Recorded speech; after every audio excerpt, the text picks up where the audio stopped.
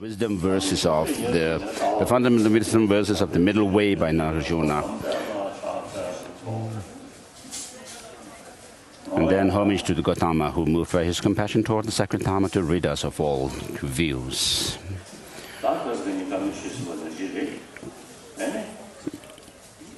So as we discussed the last 2 days, as Buddhist practitioners, our ultimate aim is, just as the Buddha has attained enlightenment comprised of the realization and true cessation.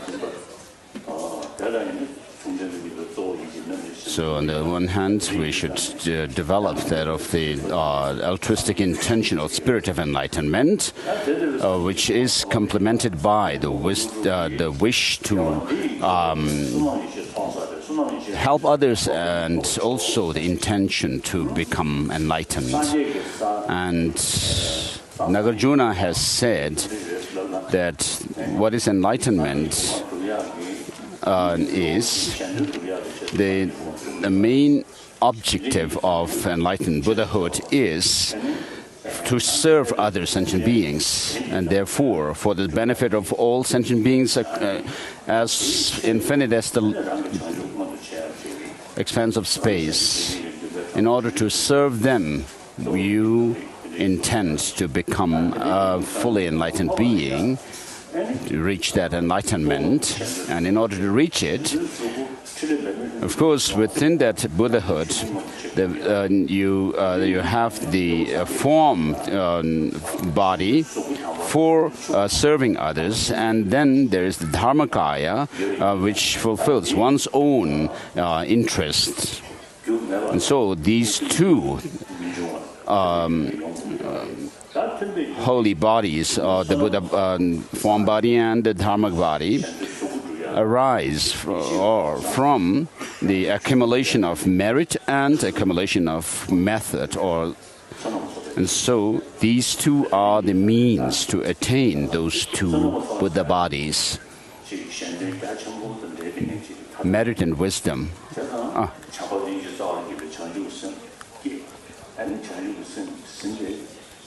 So you cultivate bodhicitta with the help of love and compassion, loving kindness, or affectionate love and compassion.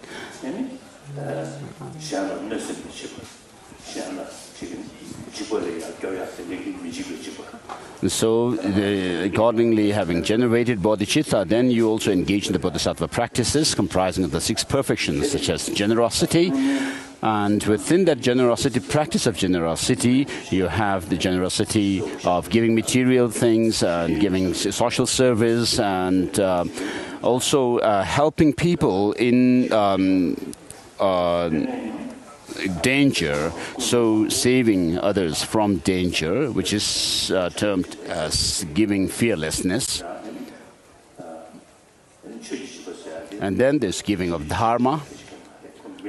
It doesn't mean that you go around give teaching to people as such, but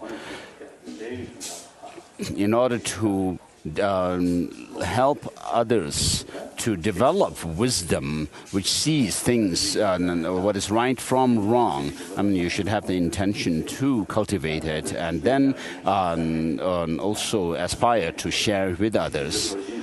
And then, therefore, through one's practice of generosity, what you reach is that a perfection of giving or generosity. Of course, at this stage, we cannot have that perfection of giving as such. But as much as we can, we should think of helping and benefiting others.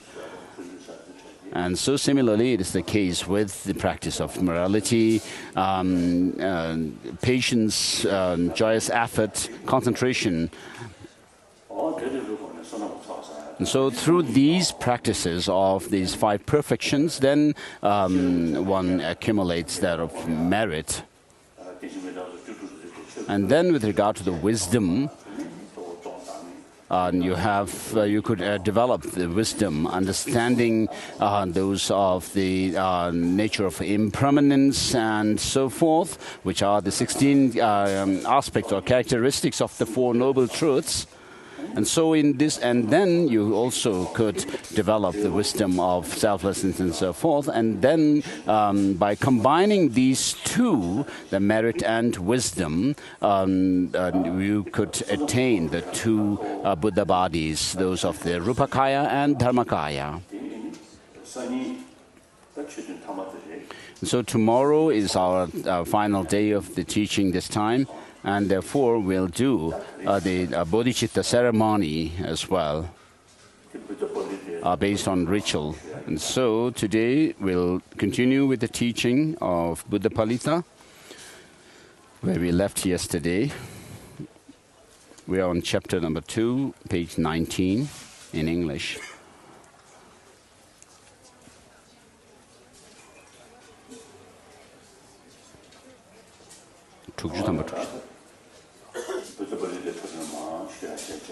So I'll go through Buddhapalita. Maybe first we should say the blessing for tea. Inconceivable is the qualities of the Buddha, inconceivable the qualities of Dharma, and inconceivable are the Sangha.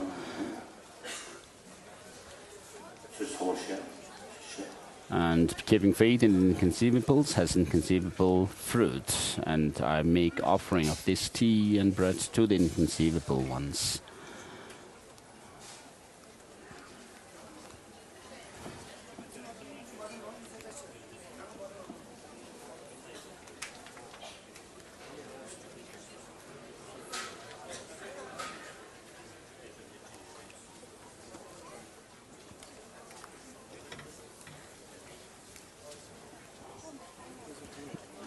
Man.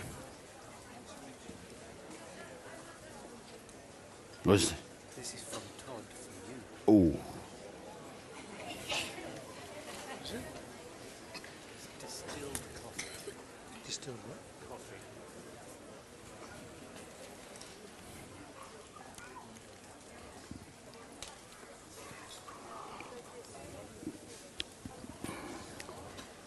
It's strong.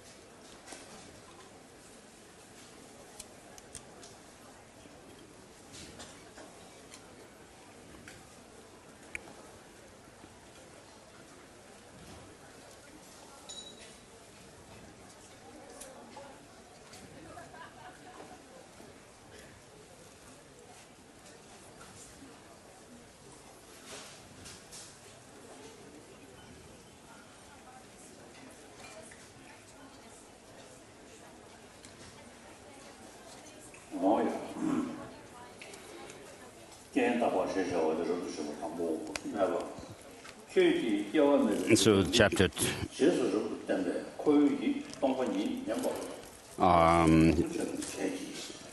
chapter 2, examination of coming and going. Objection or critique.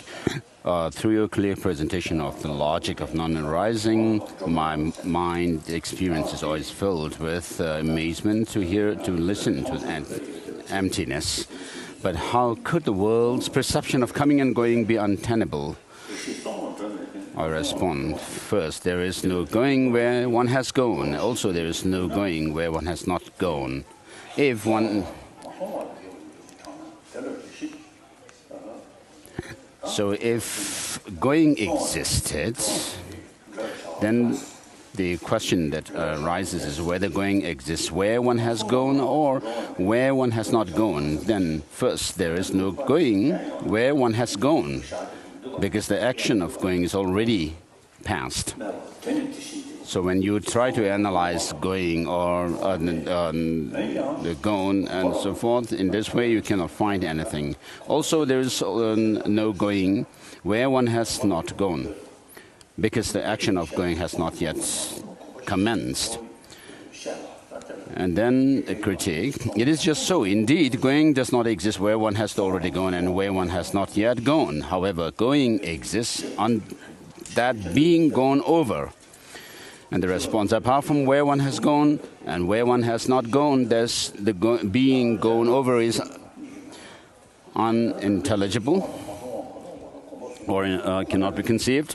Apart from where one has gone and where one has not gone, how can that being gone over exist? This is an unintelligible. How? Stating this is unintelligible is tantamount to stating it is untenable since it is not apprehended. Thus, apart from where one has gone and where one has gone, that being gone over is not apprehended at all, and thus it is untenable. Therefore, going does not exist, since that being gone over does not exist in the least.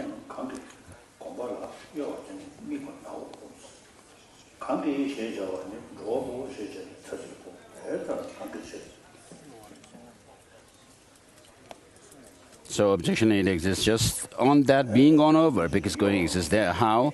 Where there is movement, there is going. Further, one's movement exists on that being gone over, and it does not exist where one has gone or not gone. Therefore, going exists on that being gone over. So going, the process of going or taking a step, does not exist. In your proof establishing the non-existence of going, you taught or you showed in verse number 1 that the action of going is already past and not yet commenced. Therefore, where there is movement, there is no going. There is going, and that a movement is observed. Further, once movement exists on that being gone over.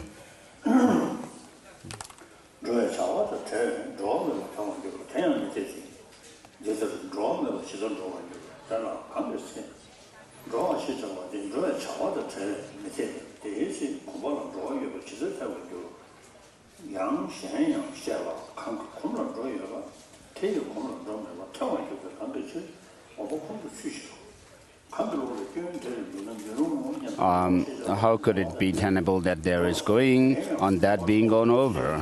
When there is no going, then that being gone over is not tenable.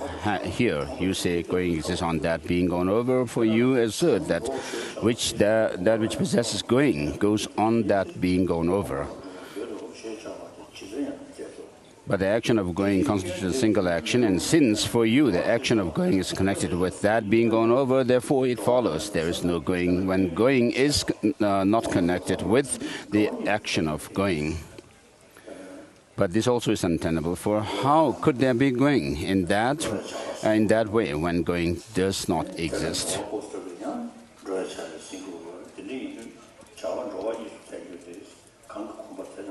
So when you talk about going or gone, you have to talk in relation to an actor, the one who goes, and therefore this would also be there would be a logical fallacy.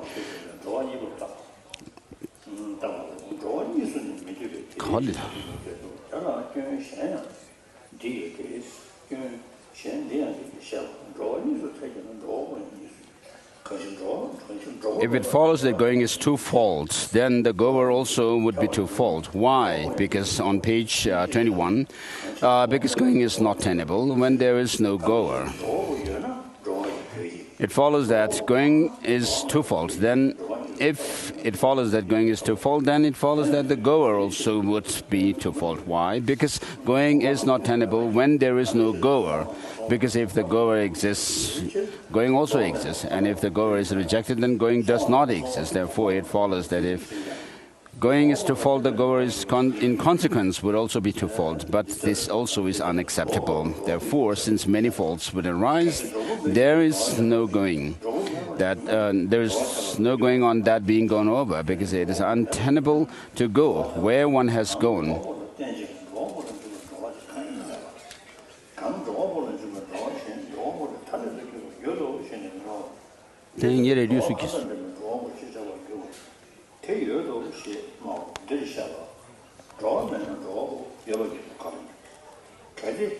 If there were no goer, going would not be tenable.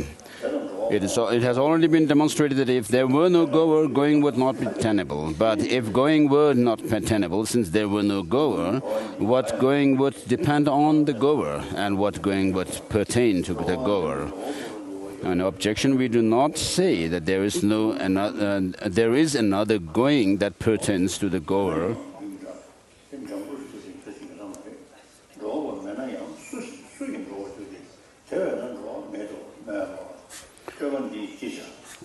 To the goer that is distinct from the goer, we do say those who possess going are called goers, and they exist. And the response, the Master says, if there is no going, how could there be a goer?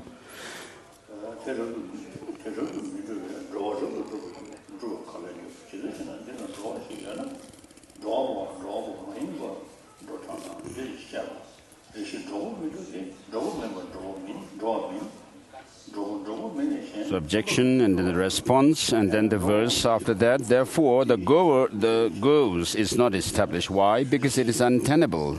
How? First, how could it be tenable to say the goer goes? When going does not exist, the goer is not tenable at all.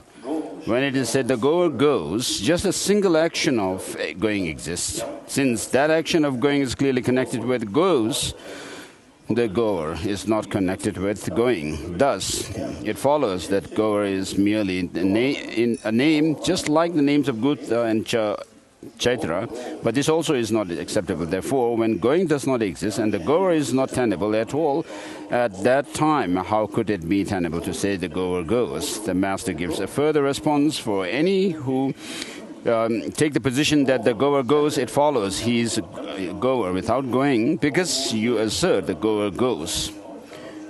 You may think it is unsuitable for any to take this position, for such a fault would arise, and you may think a goer goes since he possesses going. But since the term goer is clearly connected with the action, it follows action of going, it follows he is goer without going. And because you assert the goer goes, then it follows that this would mean the goer without going. But this is untenable, for how could one who goes be without going? But if you think it is unsuitable that such a fault arises, you assert that both the goer and the goes possess going. Then also this error arises, and it is stated, if the goer goes, it follows that going would be twofold: that by which he actually becomes a goer, and that which goes, having become a goer. So if one imagines the goer who possesses going goes, then it follows that going would be twofold. And going by which he actually becomes a goer, when he possesses it, and the going in reliance upon which he goes. But it is untenable that going is twofold.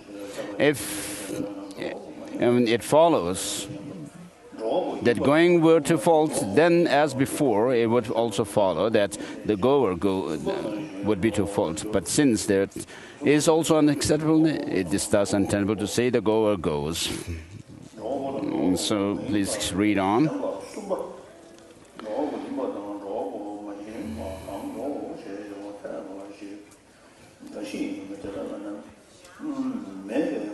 For third person other than the goer or non-goer goes. Therefore, how could it be untenable that a third person that is other than the goer, non-goer, or the goer or non-goer goes?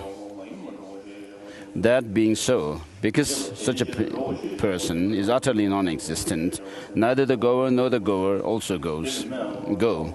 Thus, because of that, it is untenable to say the goer, the non-goer, the goer, and the non-goer go. Therefore, to say he goes is not actually established. If that referred to in the statement the goer does not exist, he goes does not exist, how could going be actually established? So the reasonings that are the process of reasoning basically are same.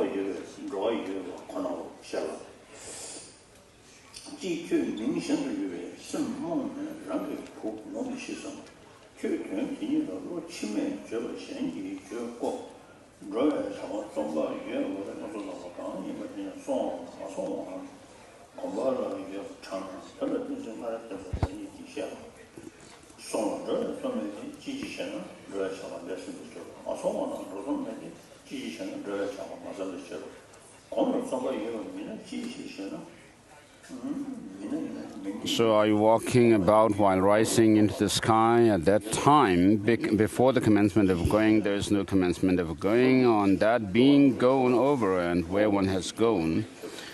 At that time, while resting before the commencement of going, there is no commencement of going on that being gone over or where one has gone as well. If there is no commencement of going, how could there be one who possesses going on that being gone over? If one who possesses going does not exist, how could there be going that has been completed? And then the critic, where one has not gone exists, for there is a commencement of going.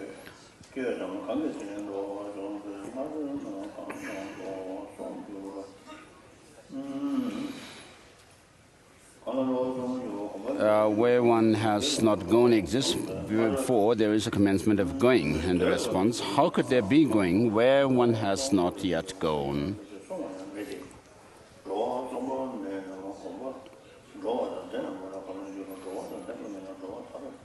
Here, any place where one is resting and not yet moving, demarcates where one has not yet gone, for one has not commenced to go there yet. When one moves, then at that time, when one commences to move there, it is no longer where one has not yet gone. But at that time, when it is where one has not yet gone, there is no movement there. That being so, how could there be a commencement of going where one has not gone? We should examine this as follows. When the commencement of going is not observed anywhere, how can where one has gone, that being gone over, and where one has not gone, be imagined? When the commencement of going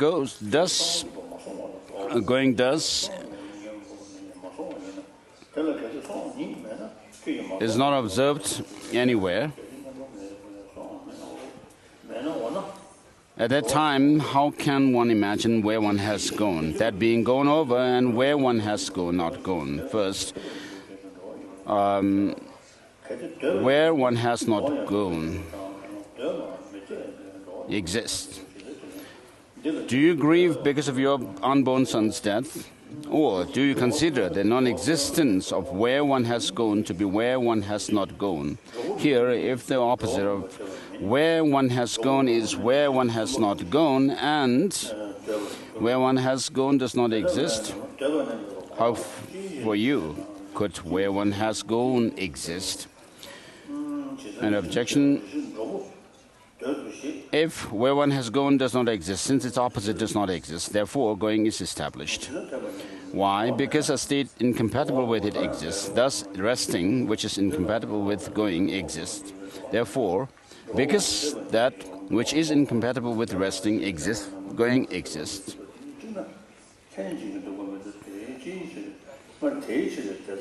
It may be asked that if resting exists, wouldn't going also exist? But since resting is untenable, how could going exist? In what way? If resting were to exist, is it the goer or non-goer who rests? First, the goer does not rest, and the non-goer does not rest. How could a third person, other than the goer or non-goer, rest? Thus, resting is surely non-existent. Why? Because it is untenable. How is that? First, how could it be tenable to say the goer rests? When there is no going, the goer is not tenable.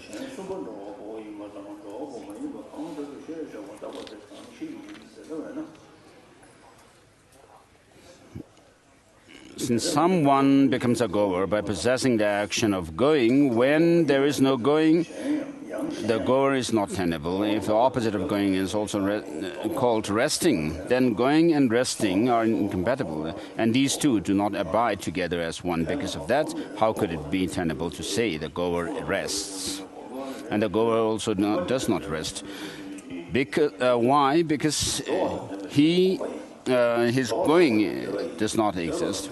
If the opposite of going is called resting, then the non-goer would rest because he is devoid of going.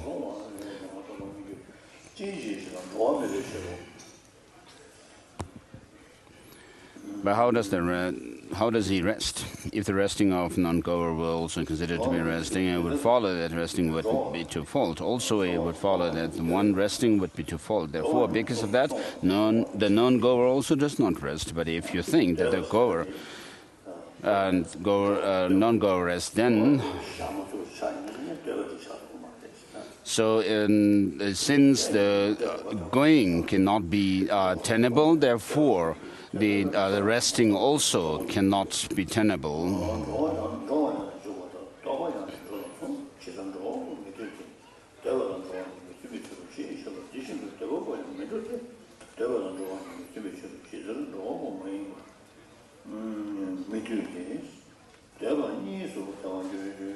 How could a third person other than the goer and non-goer rest?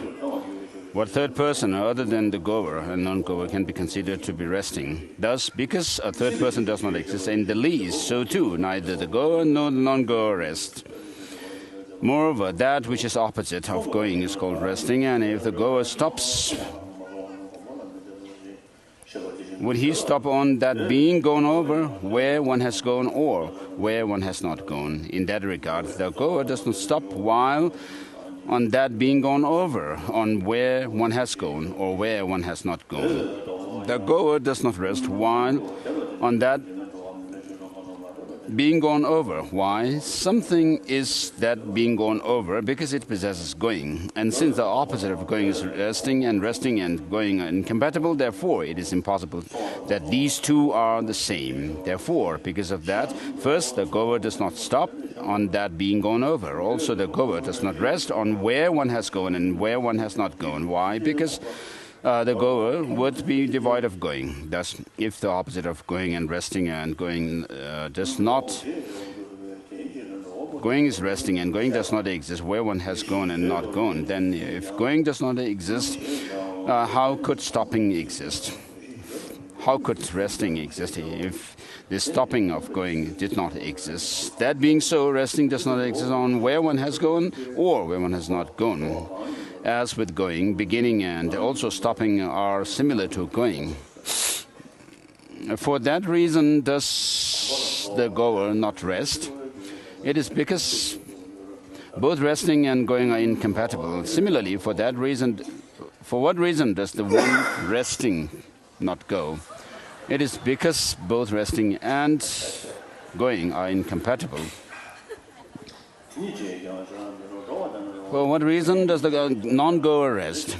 It is because it follows that resting would be twofold. Similarly, for what reason does the one not resting also not go?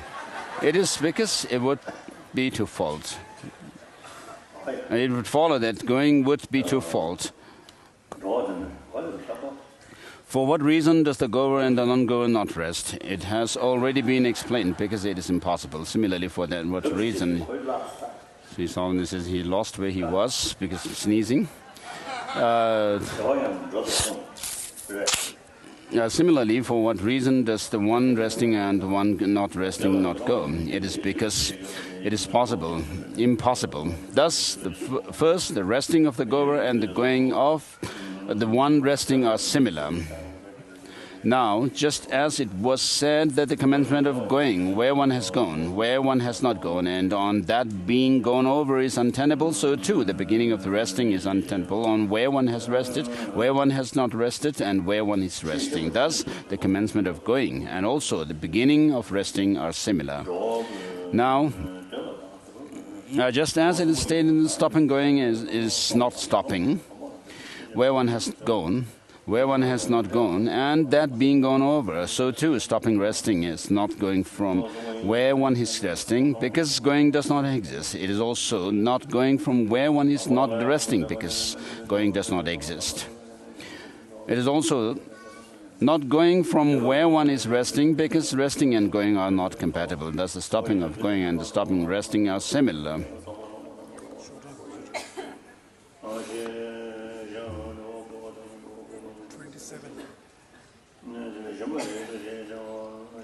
Objection. Though it cannot be said going, beginning, and stopping exists where one has gone, where one has not gone, or on that being gone over, or that the goer, the non-goer, and that other than those exist, still Chaitra is called a goer, due to seeing Chaitra walk, because for that reason the goer and going exist. Response. First, this is a confused statement that should not have been uttered. However, if the thought that Chaitra is a goer arises from seeing Chaitra walk, then when Chaitra stops walking, is stopping walking and Chaitra the same or different? The Master says, to say that going and the goer are the same is not correct. To say that going and the goer are different is not correct. How is that? If going itself is the goer, then it follows that the agent and also the action are the same. If going itself is the goer, then it follows that the agent and also the action are the same. This is untenable. How could that which is the agent be the action? But if you think it is unsuitable that such an error arises for both the agent and the action,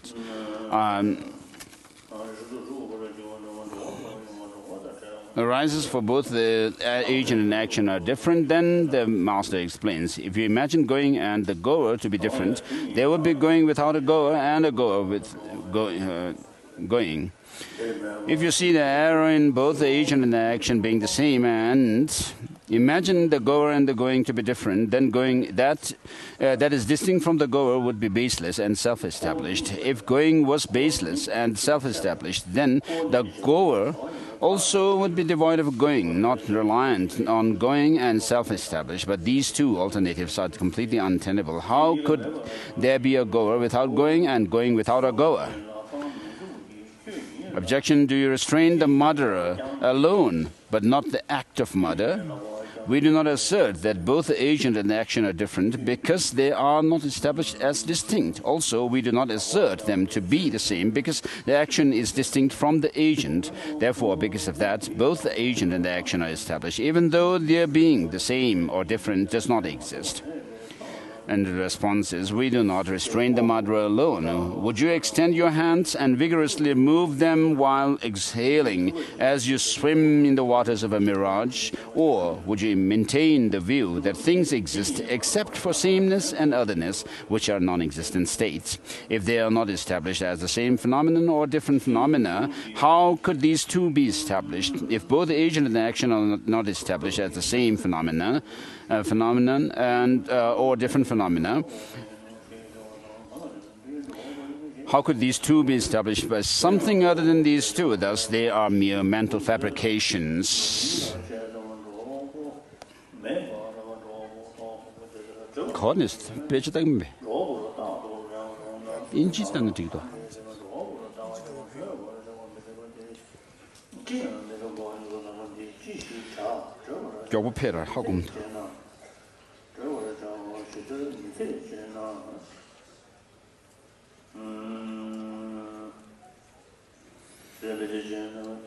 So how could this object of mundane worldly perception be suppressed by concealing it? One is non-goer due to being devoid of going, and one is a goer through relying on going. That being is one who goes, and further, that being is called a goer. In desiring a son, would you cohabit with a neuter? Or do you consider a non-existent goer to be a goer? In that case, if that to be gone to, that is this destination, exists, it is suitable to imagine a goer. But even when a goer is imagined, that to be gone is untenable. Therefore, at that time, since conceiving this is harmful, what use is it? But if you ask, how could that to be gone to, or the destination be untenable, then it has already been shown that where one has gone, where one has not gone, and that being gone over are unintelligible. But if you think that since he goes in just those ways, he is the goer, then equally, since he does not go in those ways, therefore imagining him to be the goer is pointless. Objection. Since he is a goer, the going itself goes. For example, speaking speaks, or actions act. Response. But if you consider the going of the goer, then what going goes as that goer, or what other than that goes, neither are untenable. Why is that? That going by which he becomes a goer is not the going of that goer. That going by which Kshetra comes to be called a goer, when he possesses that going, is not the act of going of that goer. Why is that? For the reason that there is no goer prior to someone going somewhere. For the reason that prior to that going, that is, the going by which someone becomes a goer, there is no prior goer who exists before such going. Because the goer alone possesses that going, he is called a goer. If someone were to go somewhere, like a town or city, then going and the goer would be distinct. Therefore, that going, that is the going by which he becomes a goer, is not distinct from the goer, like it's a town or city. Thus, first, the action of going, by the action of going, he becomes a goer. But that going is not the going of the goer. But if you think that something other than that goes, then that going by which is different from that by which he becomes a goer is not the going of that goer. Also, that going by which is different from that by which Kshetra comes to be called a goer, when he possesses that going, is not the act of going of that goer. For what reason? The Master said, for the reason that two goings are untenable when just one goes. For reason that two goings, that by which one becomes a goer and that which goes, having become a goer, are untenable when just one goes, and so forth. So he's almost finished second chapter. So of course we have these notions. Of course we will say that of course I exist, I go, I sit, and so rest, and so forth. So when you talk about going, you are not saying you went, and you are not saying you are going to go. And your going is a reference to the present, but half of that time is past and half yet to come. And therefore, the present itself that you refer to by the going does not exist. So, when we don't do any kind of analysis into this kind of reality or nature of things, of course the going is that. There, but when you do when you do this analysis, then the going and the goer and the crossing over and so forth do not exist.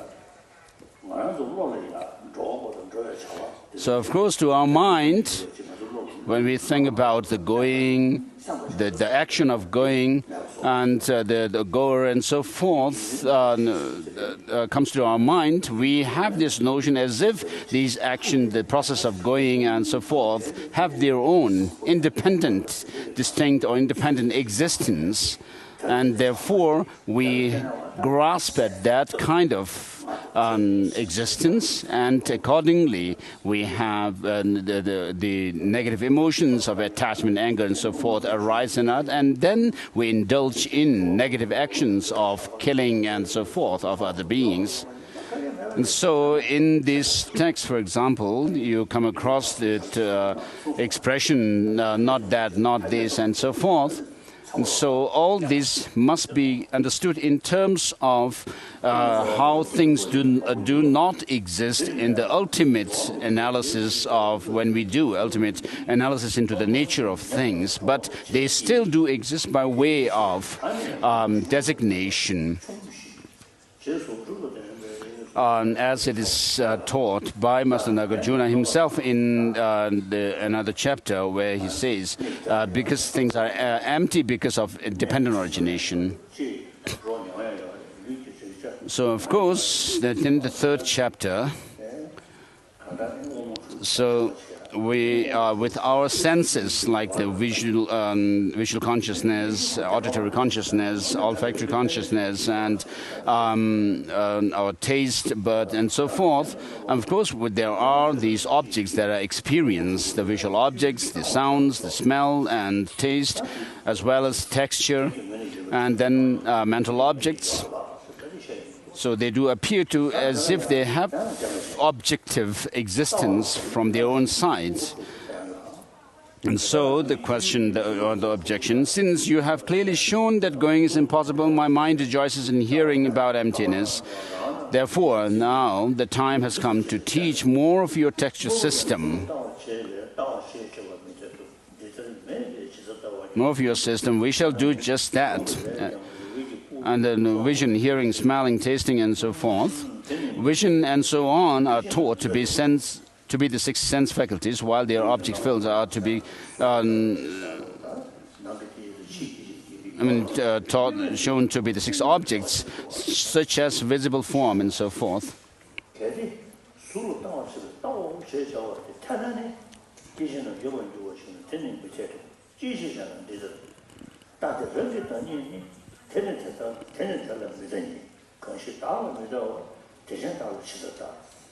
And so if it were accepted to state it is vision, since it sees visible form, then sense base would exist. Basis would exist, but that is impossible. Why is that? The Master, it is said, vision does not see itself at all. If it does not see itself, how could it see others?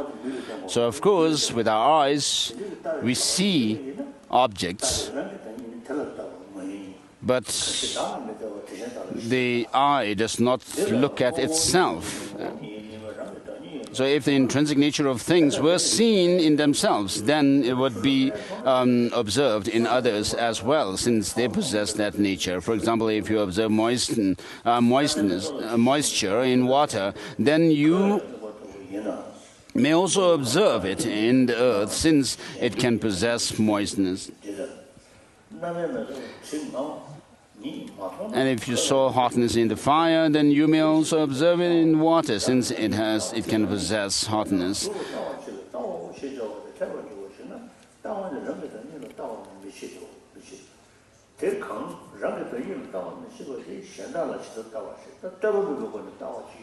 So what these are saying, that if looking or seeing things is something, an action which is done without dependence on others, then these logical fallacies you would have these logical fallacies.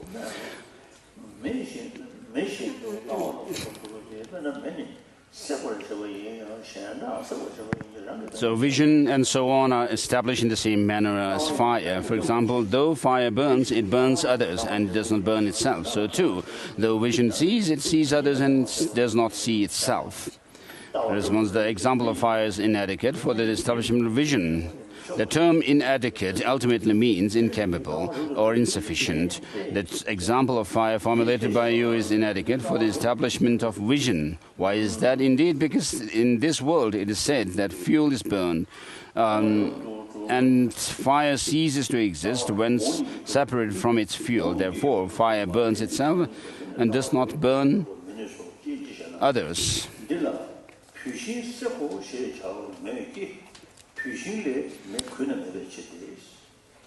and so forth. And then moreover, specific proof must be declared. And Master Aryadeva states fire, which is by nature hot, burns. But how could that which is not hot burn, and so forth?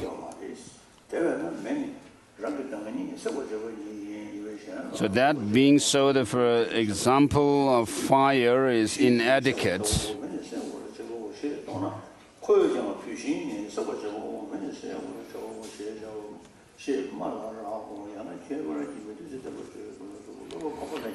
In this regard, if something that fire illuminates both,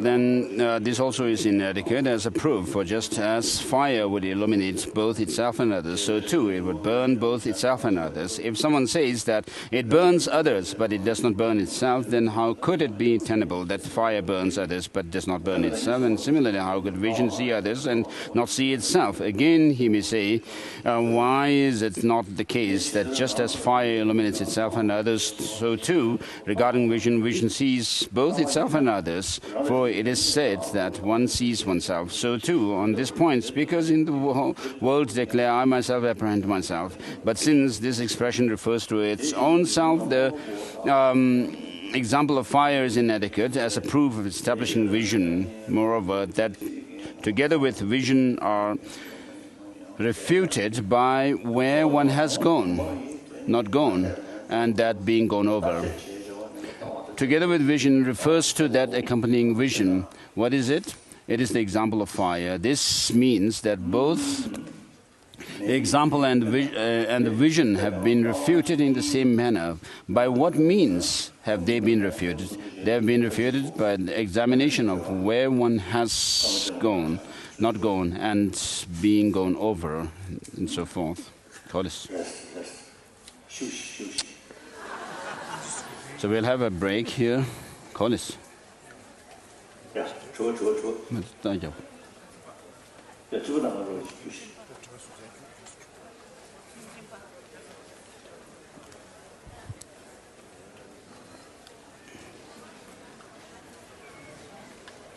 Question?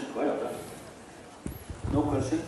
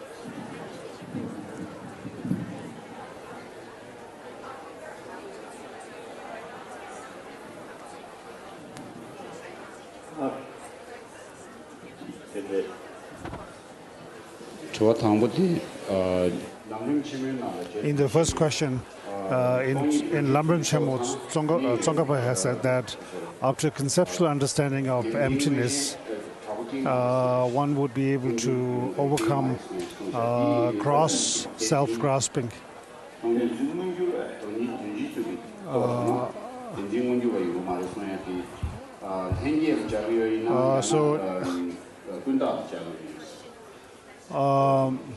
So this is this is mentioned in the Lamrim Chemo So the question is whether this refers to the spontaneous self-grasping or the fabricated, or rather sort of grasping of the self due to mental fabrications. So His Holiness says the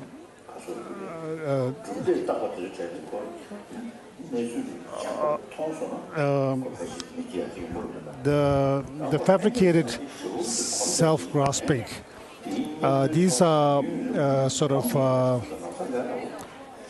overcome during the initial stages of the meditation on emptiness, like during the path of accumulation and path of preparation. But the spontaneous self-grasping, this is very subtle.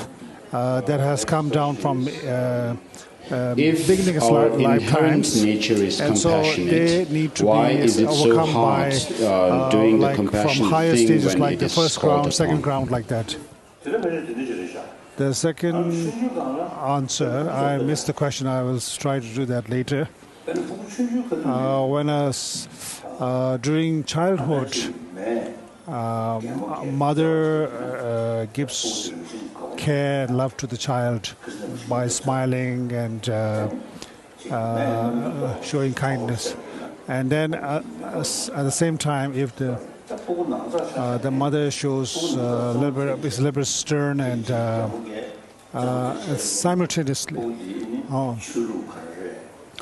Now the children, they play, when they are playing among themselves, they don't talk about what religion they are from or what race they are from, like that. So this shows that these distinctions are more fabricated, more or less fabricated later on in life. They are not spontaneously there. As one grows up, one then gradually picks up these designations like religious background, racial background, cultural backgrounds, like that. For example, in Texas, recently there was a big flood problem, and also in in Bangladesh, there was small similar flood. Now, when a person is being washed away by flood water, now if someone else sees a person being carried away by flood water, the person wouldn't think whether that person belongs to which religion or what nationality he is from, like that. The immediate instinct is to try to save that person. So these things come later on. So what happens is as we grow up, due to our the education we are given, these minor secondary differences are more emphasized, and our basic commonality that is being ignored. So like for example in the past in Europe, like there's this distinction between French, German, European, like that. But then afterwards, as they gradually time passed, this sense of European Union came about, and the former conflicts subsided.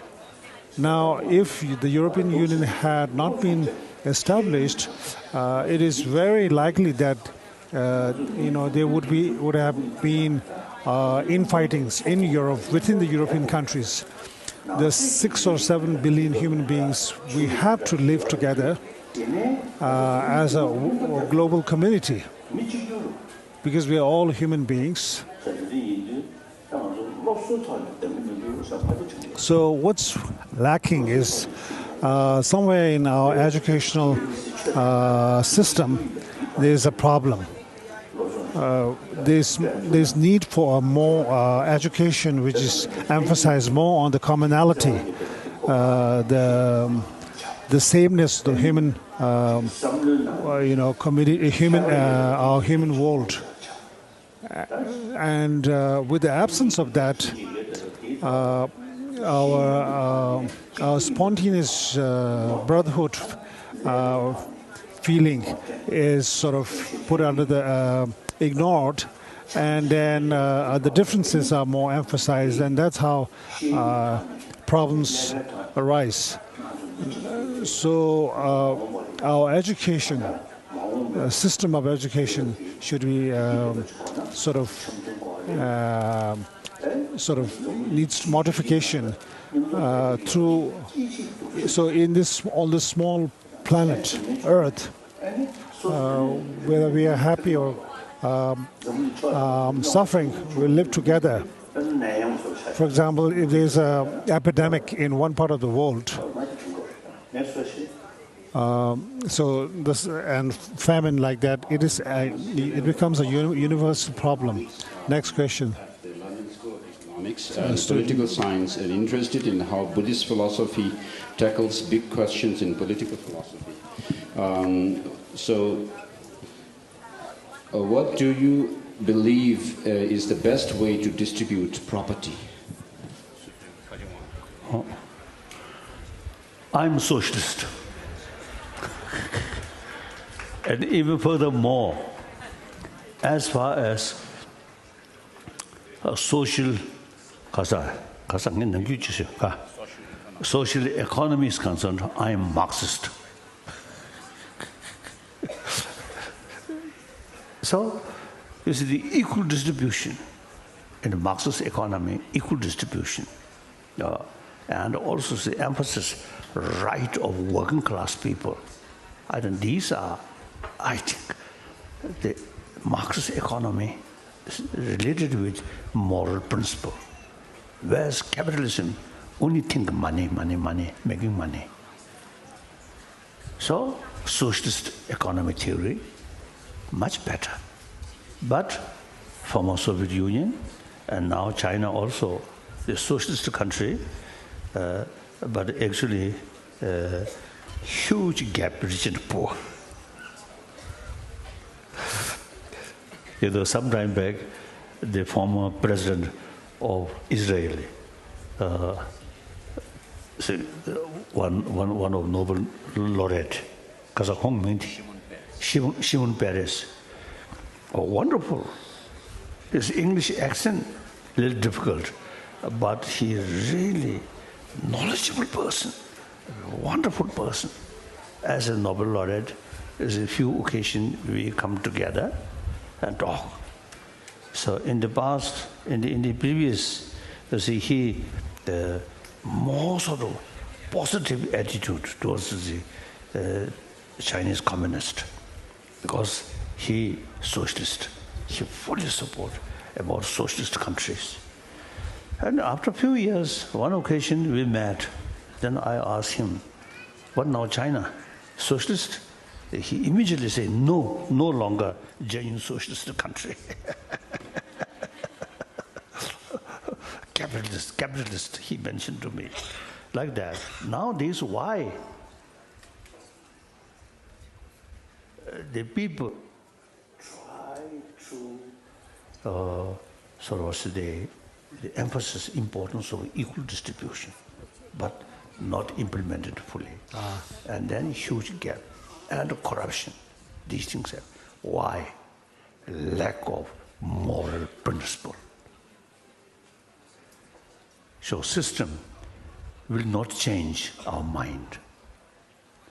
Only awareness, the self-centered attitude, is ultimately harmful to oneself, and taking care about the well-being of other ultimately you get maximum benefit. So unless change here, the system, as I mentioned earlier, is not very, we will not be because of the guarantees way, like that. Next question.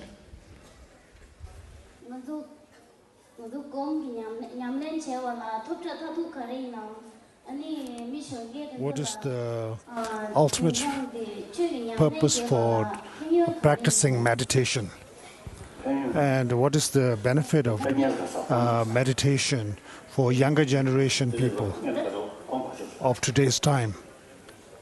Mục đích cuối cùng của người tu tập là gì? Chúng ta nên giải thế nào với những người trẻ tuổi về lợi ích của việc tu tập?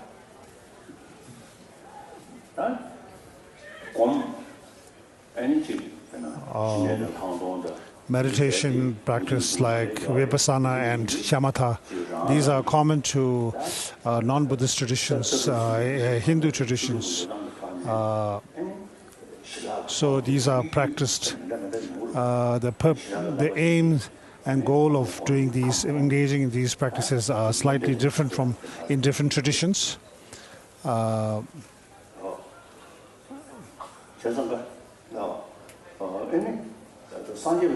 In the Buddhist tradition,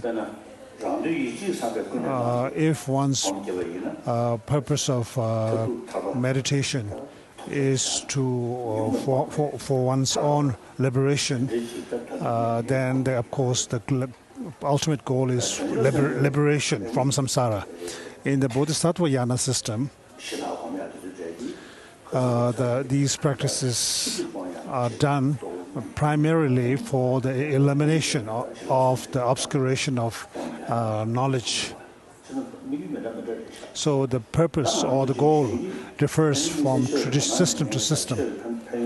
And now for those people who don't have much particular interest in religion, but are interested in meditation, now whether you call yourself a Dharma practitioner or not, religious person or not, main purpose is to lead a happy life.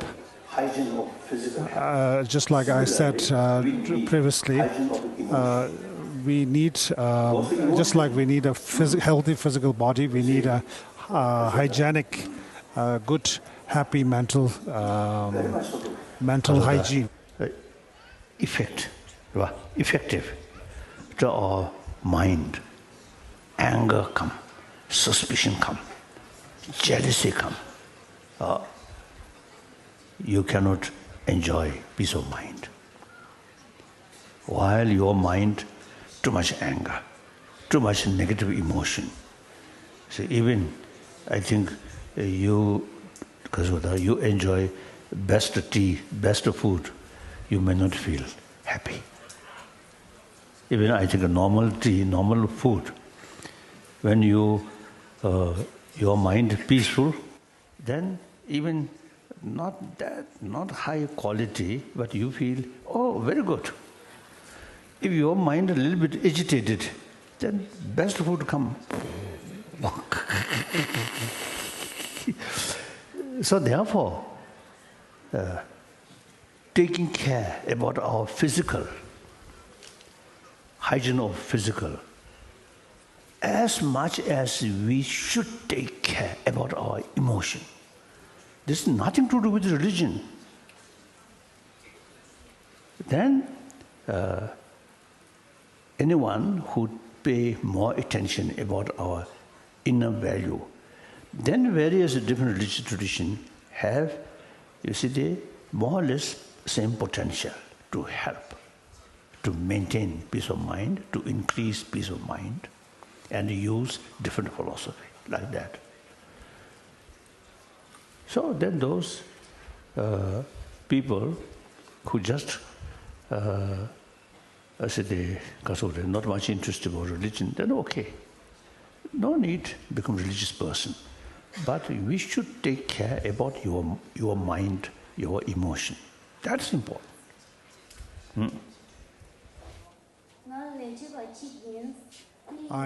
The question is, I am a staff and a business person So,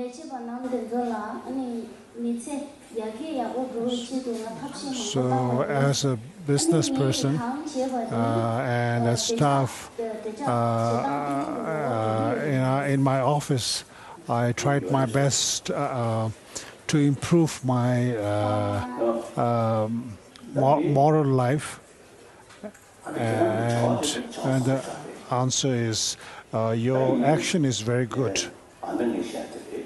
Just like I said, from your side, you try to help people and be kind to other people. Simultaneously, it's important to discuss with other people about the hygiene of one's mind. That would be helpful.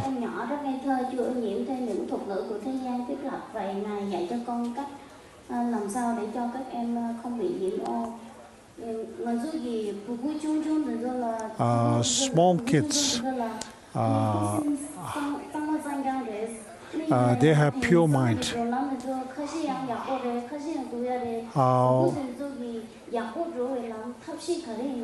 But the society today is, some aspects are very negative, some are good. So how to make them progress in the good side? So that's His Holiness said. As I said before, parents' love and care and giving proper education to the child are very important. Especially parents spending more time with their children. For example, breastfeeding by the mother. For example, families, those parents who are a little bit financially better off, they give sort of manufactured milk to their child. These are not really good. As scientists are saying this, they are saying that as after a child's birth, as the child grows up, the child goes through different stages of by the months, and the body needs different levels of different kinds of ingredients, nutritions. These are there in the mother's milk in a natural way. So therefore, real mother's milk and breastfeeding is extremely important, and spending more time, giving more time to one's child, and most importantly, how you are going to educate your child, especially today the state of the education. To bring compassionate people, compassionate community. And it sort of has a detrimental effect on the child later on in their life. In Dharamsala for 4 days, we can feel the ray of compassion radiating from almost all the Tibetan residents in Dharamsala. Therefore, we wonder how we could cultivate the culture of compassion and cultivate the practice of loving kindness to our people. Tibetan, before Buddhism came, that means I think before 7th century and 8th century, before that, we Tibetan quite warrior. Carry sword and spear. Like ancient Mongol or in Central Asia, like that. Mainly nomad. So, it's a nomad, no particular place, and from time to time, go different place with sword. And whenever you find some sort of opposition, crash. Then eventually Buddha Dharma come. I think start 7th century. Then the serious sort of, the study these things start 8th century. The 8th century Tibetan master, the Tibetan emperor Trisung Tesen, he invited at that time, one of the best Nalanda master, Shantarakshita, he invited. So Shantarakshita introduced Buddha Dharma according to Nalanda tradition. Nalanda tradition, as I mentioned earlier, use a lot of sort of investigation, not just a belief, not just faith. So then gradually, you see, among Tibetan, there were many scholars, good practitioners, with fuller knowledge. So gradually, some impact to the society. So in Tibet, eventually, we create some kind of Buddhist culture, non-violent, compassionate, like that. So that makes differences. Generally, many Chinese tourists from mainland China visit Tibet. Usually, they found, very nice Tibetan people, very nice, in spite of difficult circumstances. They say that. And number of tourists come here, Dharamsala. See, some of them, when I met, they told me, they spent a few days or few weeks in Dharamsala. They found the most sort of enjoyable sort of period, time. Of course, this Dharamsala facility nowadays better, but otherwise, the facility not very good. Particularly toilet, you have to go in the forest. So, so you also, give some dana, some generosity to some mosquito or some insect. But people, really, many people, express to me, they really enjoy here. I think we, Tibetan community, generally speaking, of course, some Tibetan quite a negative. But overall, I think high percentage, more compassionate, more jovial, like that. I think that's our culture through centuries. Next.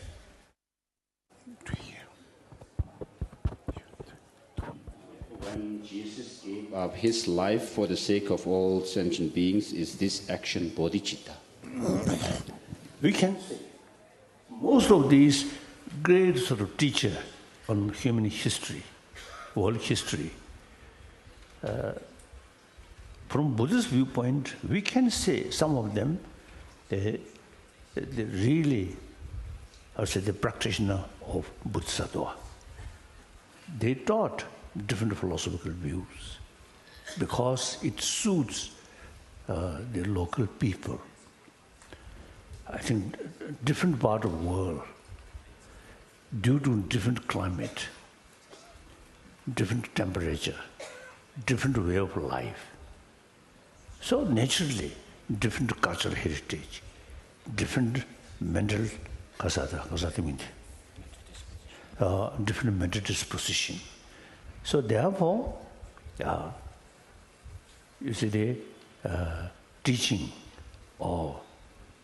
of compassion, love, should use through different concept or different philosophical views.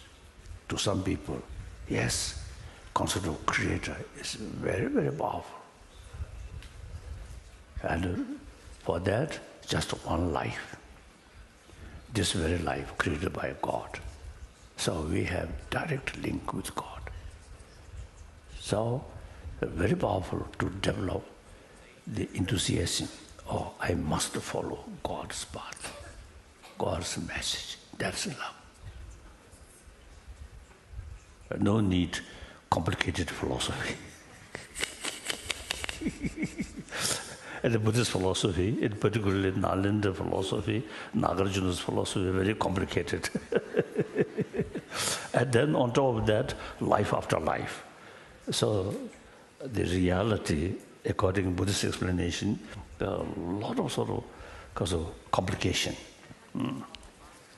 like that. So certainly, you see these, I think just the ordinary person, I think from Buddhist viewpoint, you see, cannot sort of what's the, cannot or teaching. Eventually, millions of people follow that and get a benefit. So these appears something different. But the reality, these great people, great teacher, I think some kind of sort of manifestation of it's a higher being. I feel like that. Okay, now, next.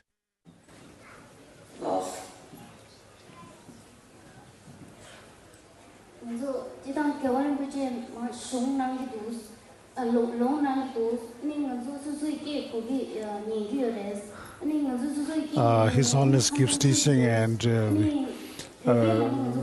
we listen to His Holiness teachings, but sometimes we sort of miss out. But we don't understand Tibetan, and so So does that mean that we are able to receive the transmission when His Holiness is teaching? His Holiness says, yes, you will receive the transmission because you will hear the sound. There's a saying that if you listen to a transmission of a teaching, even if you cannot understand the meaning, if you just listen to the sound, you will receive the transmission. So that's not a problem. And anyway, what can you do if you sort of cannot understand Tibetan? Next question is on this, how to.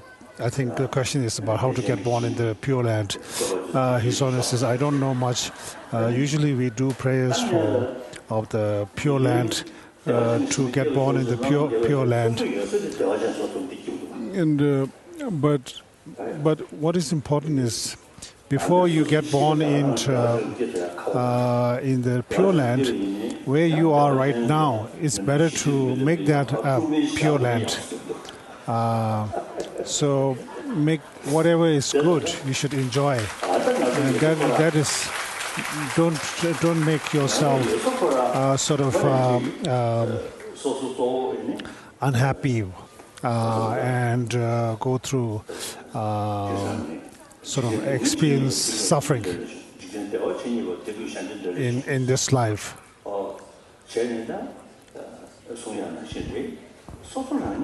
So you should practice method and wisdom genuinely and sincerely, and you will definitely be able to transform your mind, and you will be happier, and your physical body, your body will be you will have better health. But as of course, when you age, the body will decline a little bit. That is something beyond our control.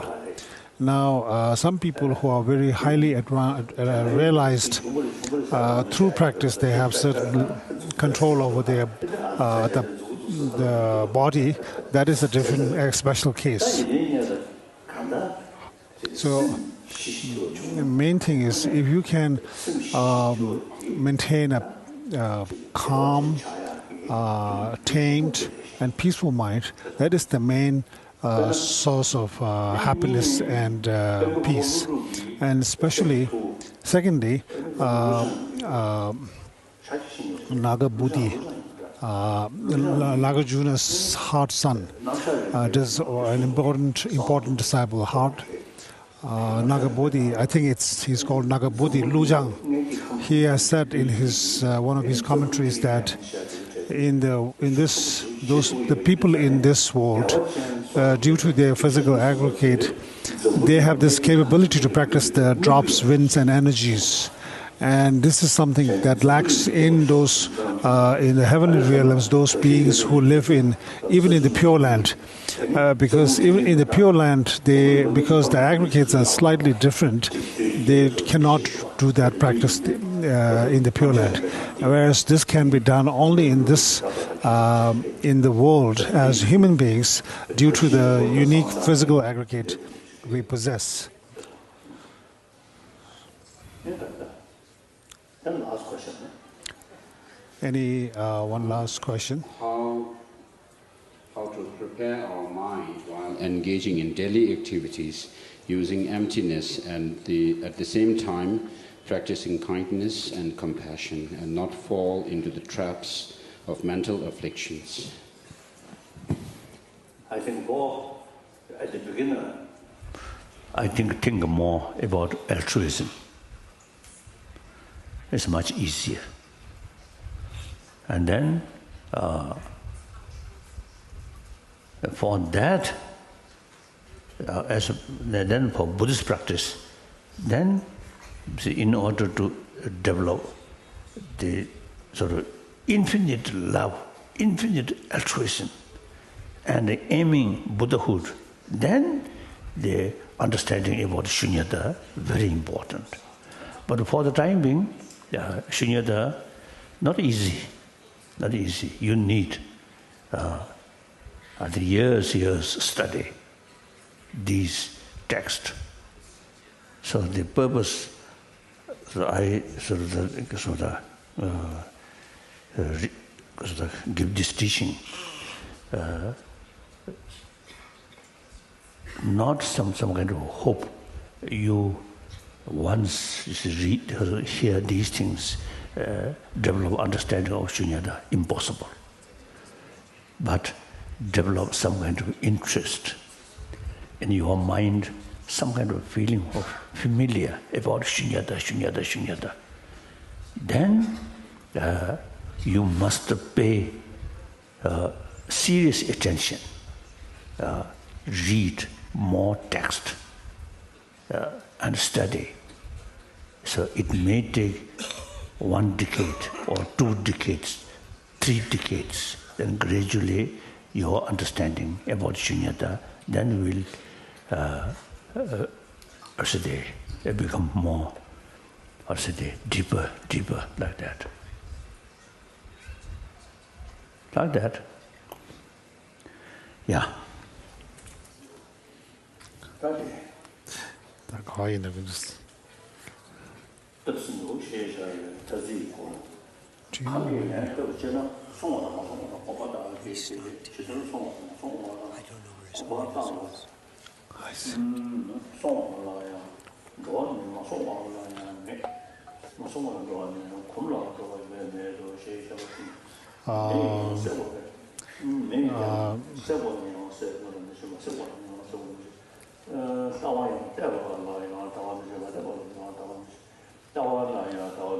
I think we are at page 53.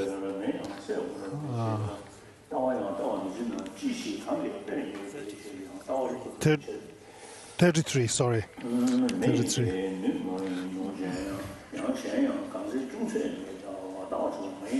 Okay. So I will read through this line. In fact, your statement, it is vision, since it sees visible form, attributes the condition of the action to the agent such that it is vision since it sees. Therefore, it is vision when it sees, but it is not vision when it does not.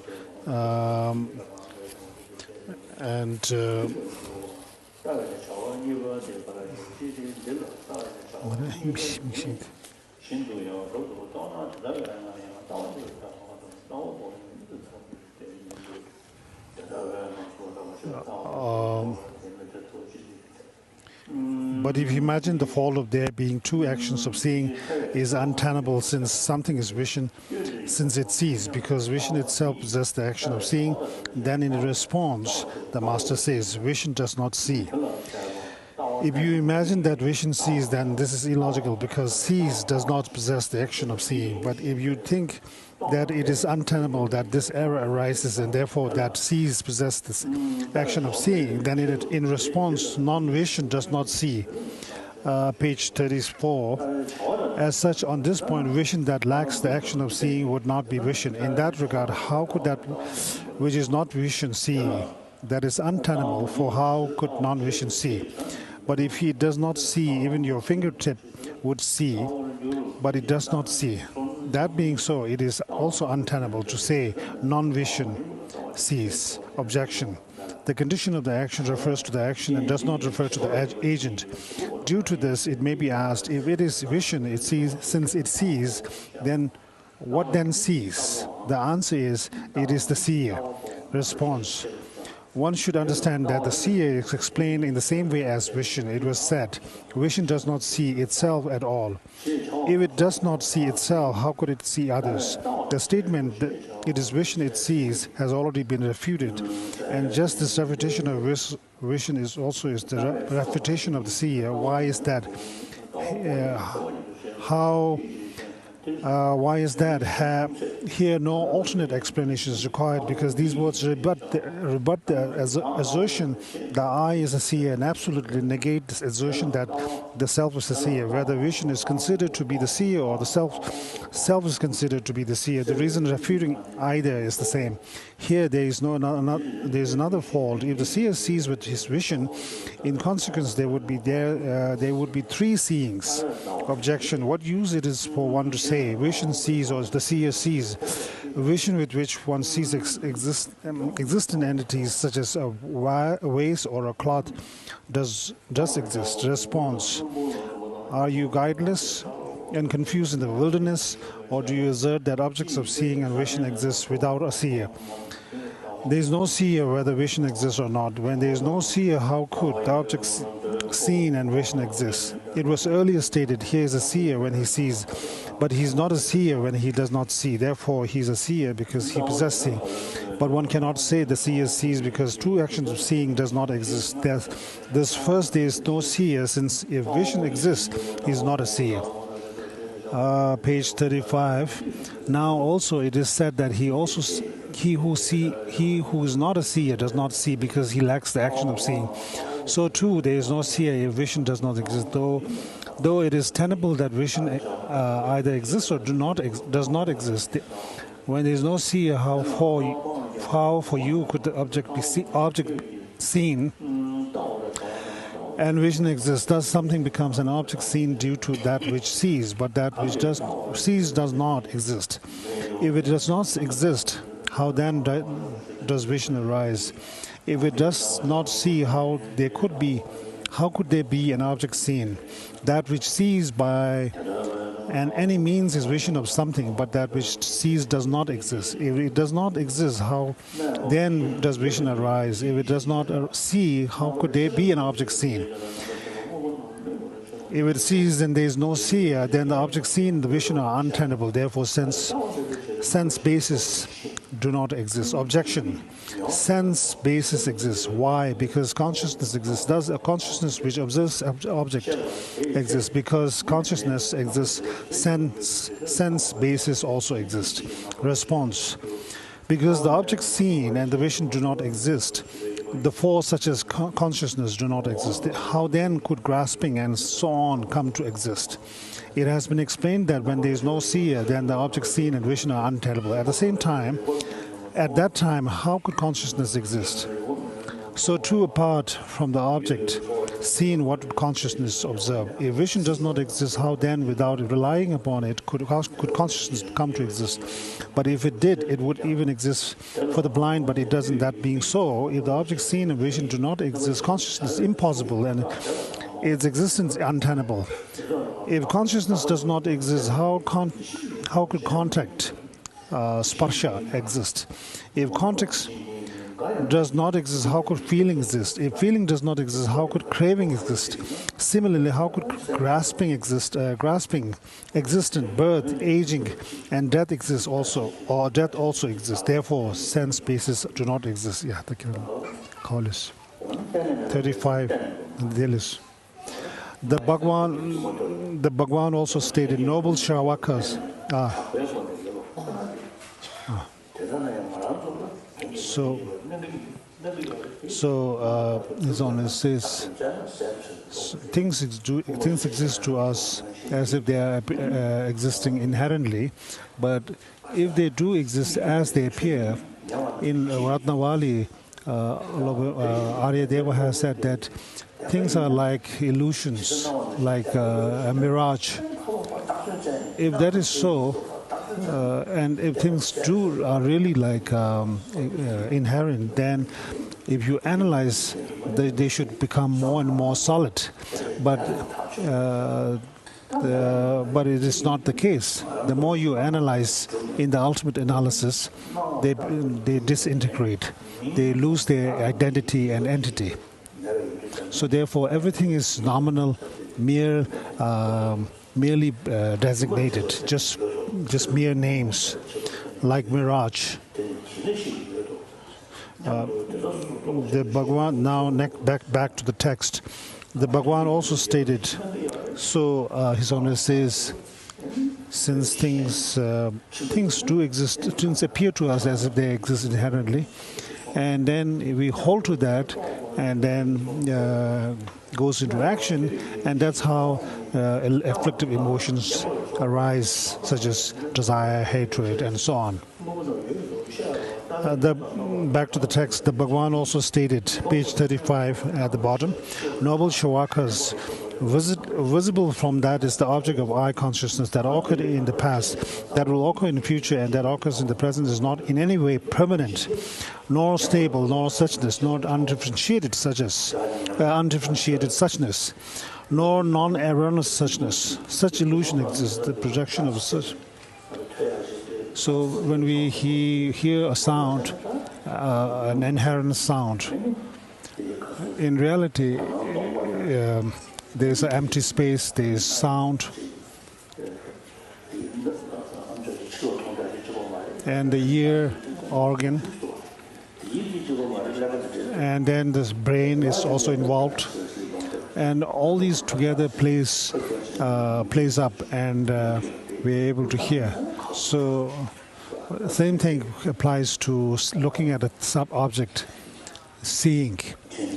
It is a combination of many different factors, as a result of which one is able to see something. So many different factors come together to make something happen. Page 36, response.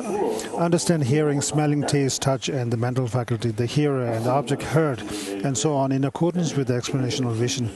The Buddha, His Holiness says, he taught about the aggregates, etc. These are there. So the text says, understanding, hearing, and so on. In accordance with this explanation, how then should they be explained? In accordance with the explanation of vision, understand what was untenable for vision when comprehensively analyzed also applies to hearing and so on. Understand what was untenable for the seer also applies to the hearer and so on. Understand what was untenable for a visible object also applies to an audible object and so on. If this is done, you will understand how emptiness is established for the same basis. This completes the third chapter called Examination of Basis. So, he says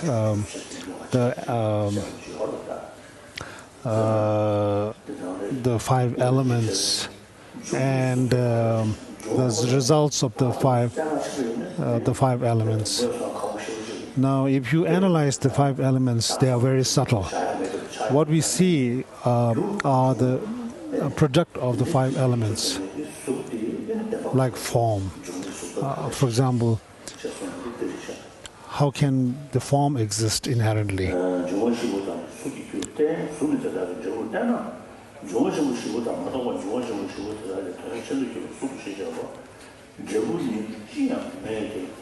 So next we are on chapter 4, page 37.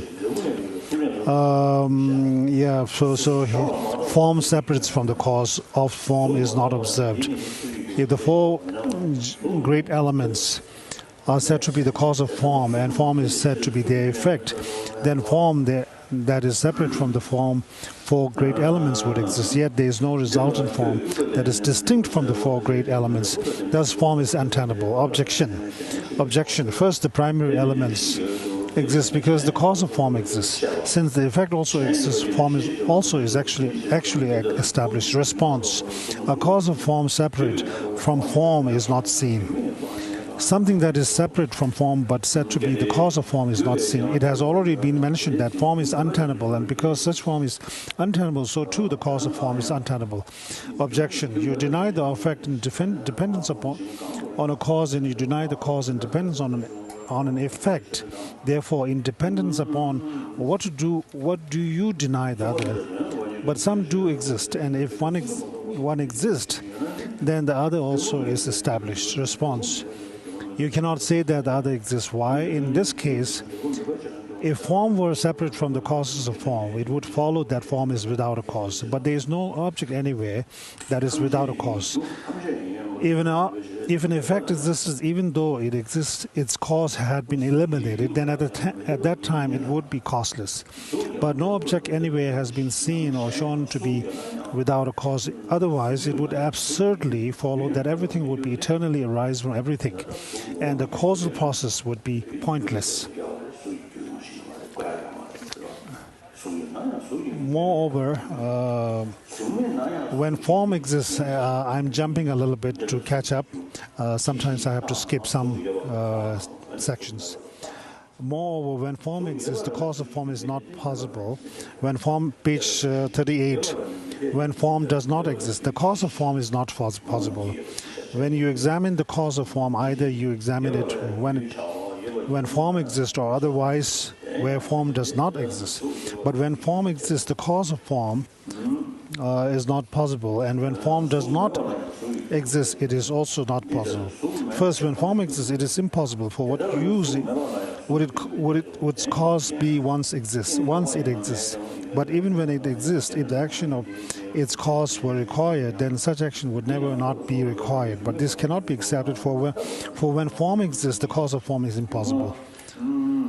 And also, when form does not exist, the cause of form is impossible, for when form does not exist, what would it be the cause of? That being so, when form does not exist, the cause of form is also not possible. Indeed, this has already been clearly explained in the refutation of conditions.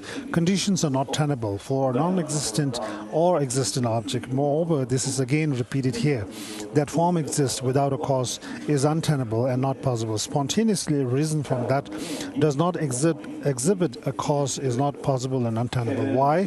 Because otherwise it would absurdly follow that everything would eternally arise, and the fault occur that the causal process would be pointless. That being so, frequently emphasized that one should hold the view that causelessness is untenable and impossible because it is totally defective. Therefore, one should never fabricate conceptions about form. Because in fact, form is not observed apart from the cause of form. The cause of form is impossible whether form exists or not, and form without a cause is untenable, impossible. It is fitting that those endowed with wisdom such as yours, who desire to comprehend reality, should never fabricate conceptions about form. How then could it be fitting to hold such opinions about things which are not established? Moreover,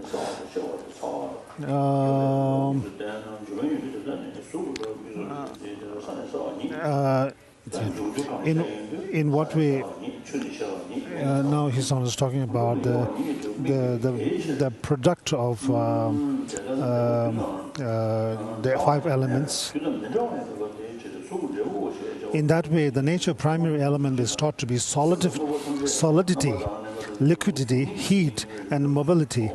Yet these qualities of the primary elements are not observed in form. Therefore, Because we observe solidity in earth, liquidity in water, heat in fire, and mobility in wind, the effect is not similar to the cause, nor is the cause similar to the effect. Thus, it is not possible to say that form is the effect. Feeling, discernment, formation, and mind, as well as all things in every respect, are just the same as form itself. Feeling, discernment, formation, and consciousness are impossible in just the same way as a form is impossible.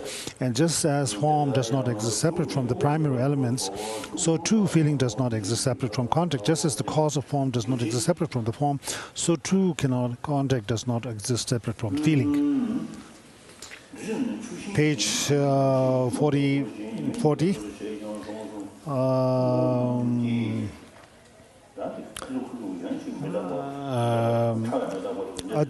Aditya Bandhu also stated, form is like a mass of froth, feeling is like bubbles, discernment is like a mirage, formation is like a plantain tree, and consciousness is like an illusion. Form that comprises one temporal component of aggregate is impossible, and so too the remaining aggregates are impossible. Not only that, just as form is impossible, so too all phenomena are impossible.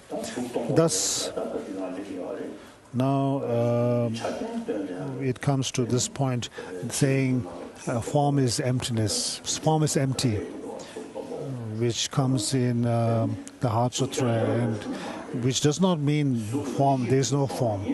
The form, it just means form does not exist inherently, and they arise due to causes and conditions.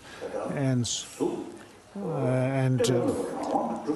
there's no independent form, and so you cannot say, therefore you can infer that there's a form which is independent of cause and conditions.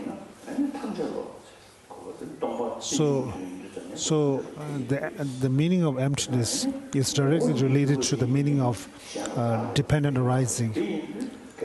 If things exist inherently, then they need not. They don't require causes and conditions. So this is the meaning of causes. Form is emptiness. Emptiness is form. Emptiness is not separate from form. Form is not separate from emptiness.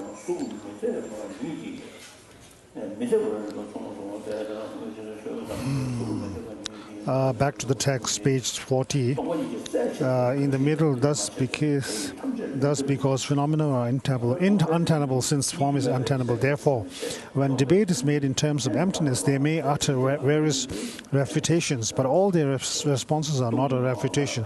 They are identical to the point yet to be proven. So, to those who preach the philosophy of emptiness, they become like irrefutable. No one can sort of refute such a position. So this is what is being explained in these lines. When debate is made in terms of emptiness and there's no discussion, there's discussion arguing against it. Such refutations speak in terms of what is not emptiness. But at that time, all such responses are not refutations. Why? Because they are identical to the point that is yet to be proven. Thus, by way of an example, in order to demonstrate an example to establish the proposition all things are by nature empty, one may establish the proposition by stating cloth is by nature empty. Then to establish, one may add thread, that is the cause of cloth exists. But this is identical to the point that is yet to be proven. Any proof that demonstrates that the cloth is by nature empty also fully establish that thread. Its cause is also empty. Therefore, because of the demonstrating that thread, its cause is not empty, is identical to the cloth not being empty, that is yet to be proven. In the same way, beings who understand the nature of Dharma think the nature of virtuous Dharma is virtue, and the rest should be ascertained in the same way. And they also state that this, and if virtuous Dharmas also are empty by nature because they are dependently originated, and it is identical to that yet to be proven. Because it is identical to that yet to be proven, it cannot be refuted. Master Aryadeva also stated, Seeing one thing is seeing all. The emptiness of one is the emptiness of all. When explanations are given in terms of emptiness, they may utter various criticisms, but all their responses are not true criticisms. They are identical to the point yet to be proven. When explanations are given of things lacking any nature in terms of emptiness, all such criticisms due to denying emptiness as before are identical to the point yet to be proven. They are not criticisms, for they are identical in the meaning. But we have shown this in a specific different context. These two verses should be regarded as included in every chapter because they are established universally. This completes the fourth chapter called Examination of Aggregates.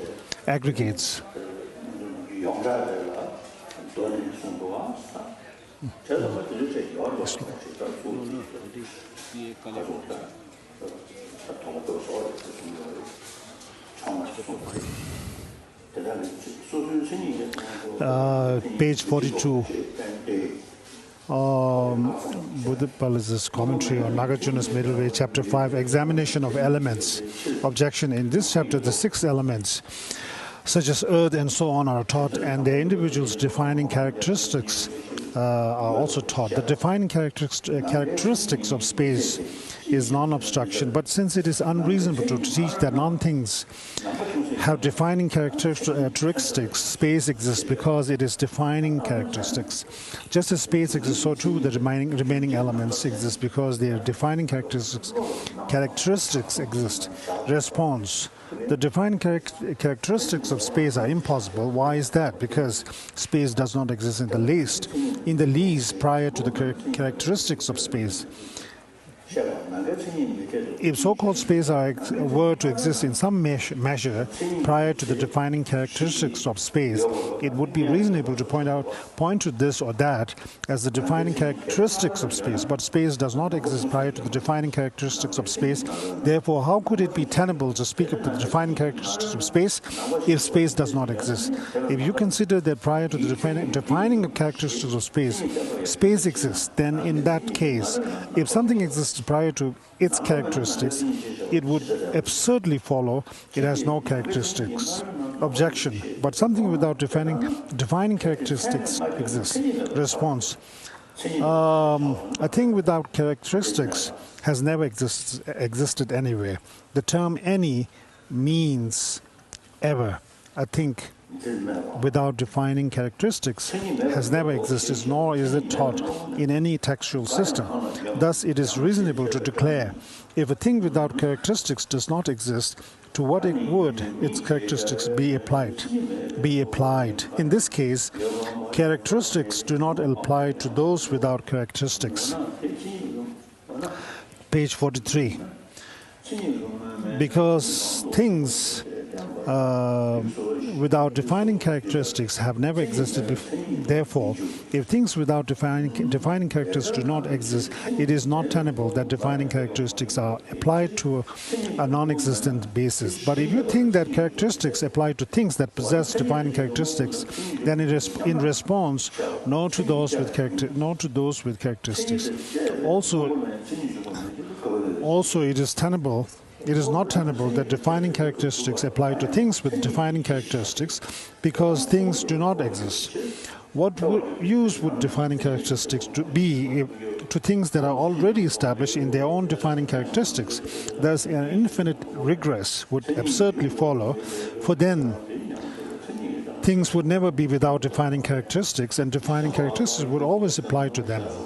This also is unacceptable to apply to defining characteristics in that way to things that already possess defining characteristics untenable. But if you think that such defining characteristics are applied to things other than those with defining characteristics or without defining characteristics, then the master observes, nor do they apply to any other than those with or without characteristics. Excuse me, why is that? Because it is impossible.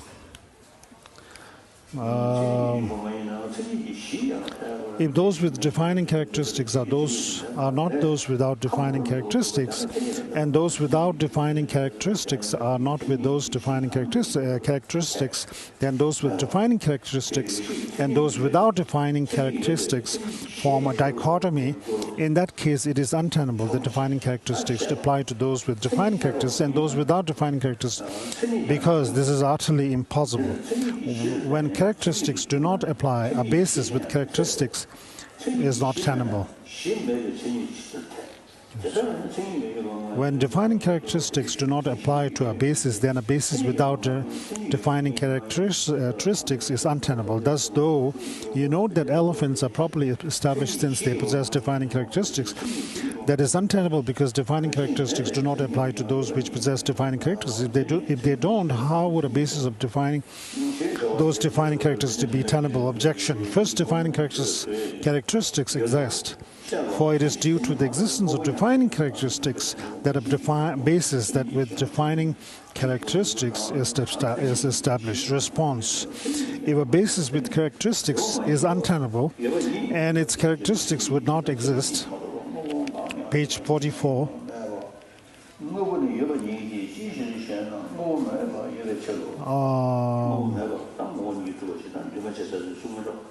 objection.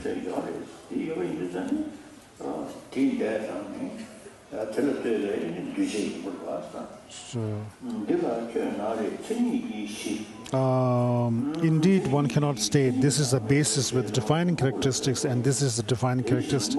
However, at times things do exist. Response.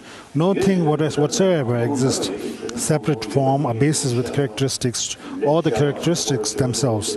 If anything comes to exist, it is either a basis with defining characteristics or simply a defining characteristics. But that which is neither a basis with defining characteristics nor.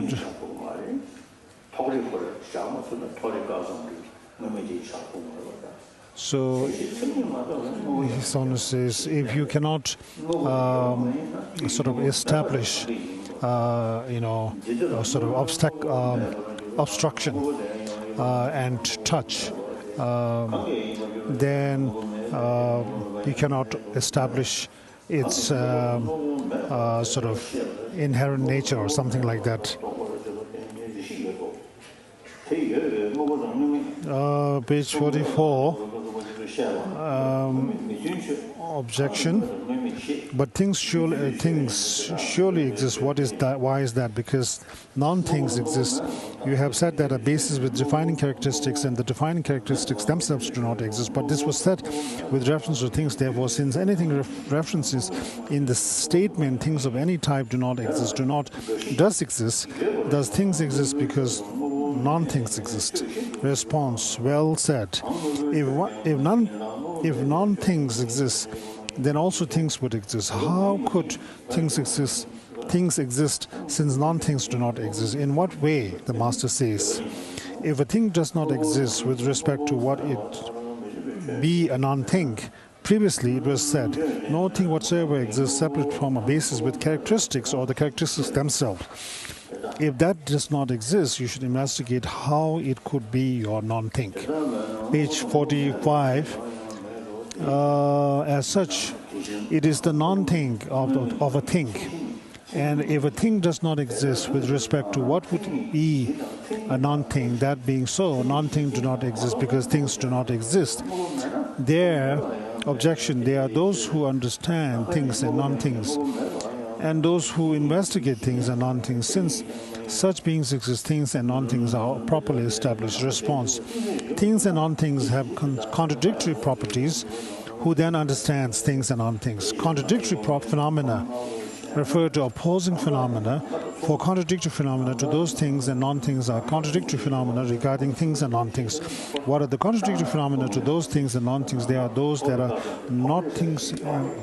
And yes, with regard to space, there are things called obstruction and touch. But if you analyze, you cannot find them. No, it doesn't. They don't. Like same thing with color and shape. If you analyze, you cannot find them.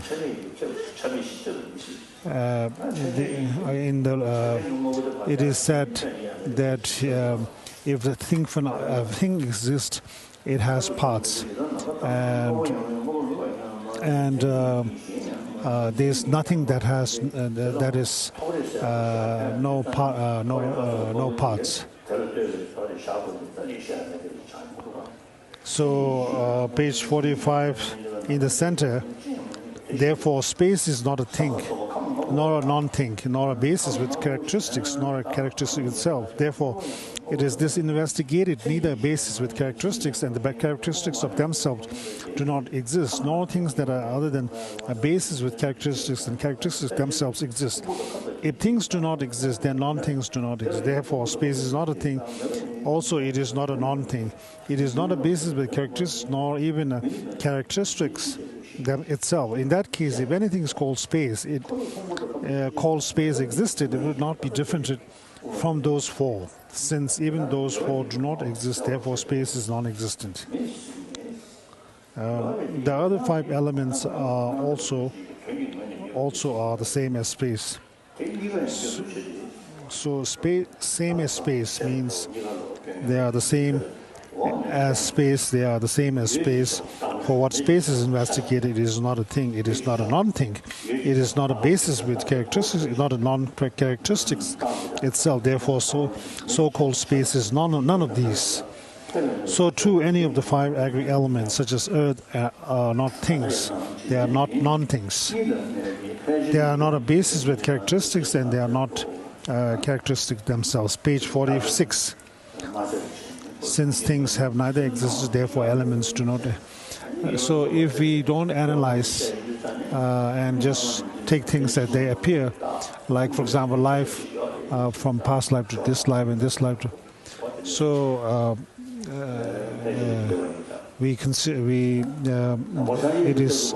That's why some schools hold. Many schools hold that the mind stream is eternal. Sort of consistent, permanent, because it never stops.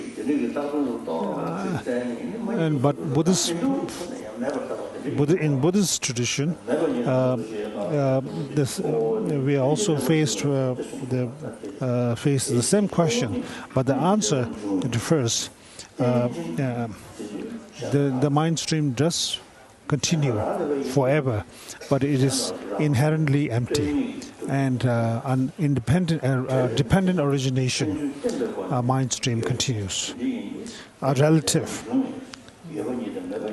So the Buddha declared in the text 46, page 46, Katyayana, the world holds to two states, for in general it holds to existence or non-existence. Therefore I say that due to the dependent origination, the aggregates and so on are free of fault of existence and non-existence. I declare that they are not annihilated and not permanent, but I do not say they don't exist. That being so, it is not pointless to teach Dhamma in terms of aggregates, elements and bases. Those of little intelligence view things as existence or non-existence. They do not see what should be seen, that which is fully pacified and peaceful. Those with little intelligence, whose eye of intelligence obscured, do not comprehend supremely profound dependent originations. Since they view things as existence or non-existent, and they view them as annihilated or permanent. Therefore, they do not see what should be seen, nirvana, that is fully pure, pacified and peaceful, thus revealing Dhamma in debate. So, His Holiness says, so since things do not exist inherently, inherent nature cannot be found, everything exists on the basis of designation, or now as names, mere names, because otherwise we cannot. Otherwise, there's no way things can exist.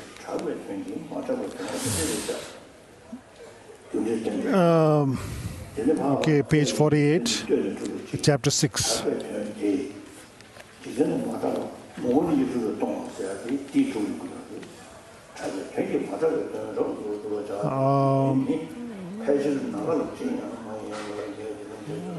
Objection. You have taught the emptiness of aggregates, elements, and bases, and I wish to hear about emptiness. Therefore, it is now appropriate to investigate attachment in someone with attachment. Response. We shall do just that.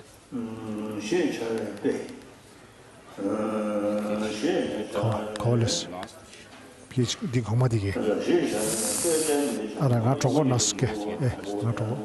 Togo this Nas.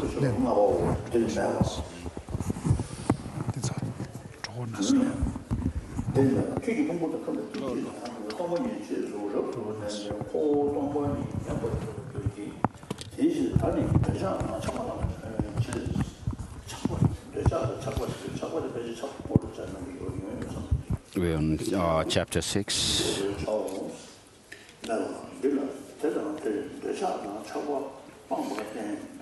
So, objection, you have taught the emptiness of aggregates, elements, and bases, and I wish to hear more about emptiness. Therefore, it's now appropriate to investigate attachment in someone with attachment.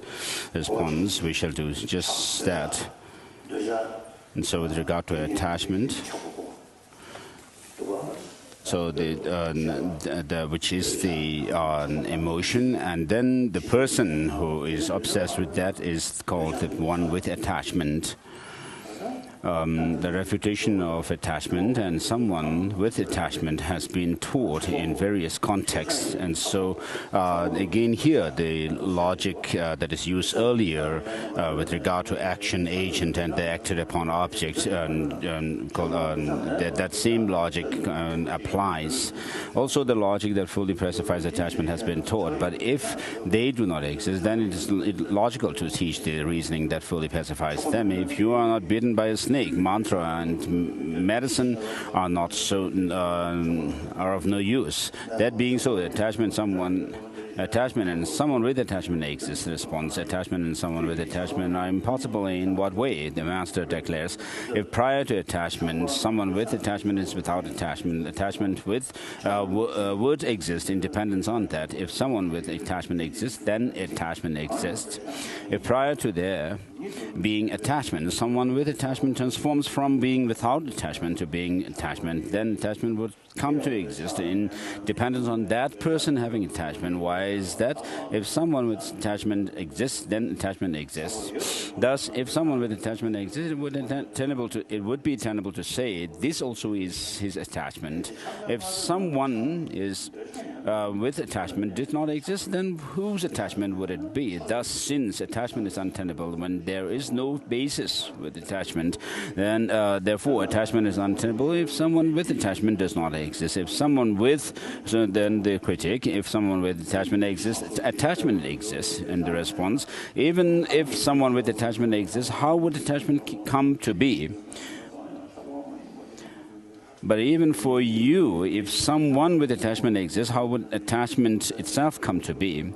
In that case, what use is the action of attachment to someone already with attachment? If he does not act as someone with attachment, how could attachment arise? But if it did not, if it did arise, how would he would never not have attachment? Therefore, even if someone is with attachment exists, attachment would not be tenable. Objection.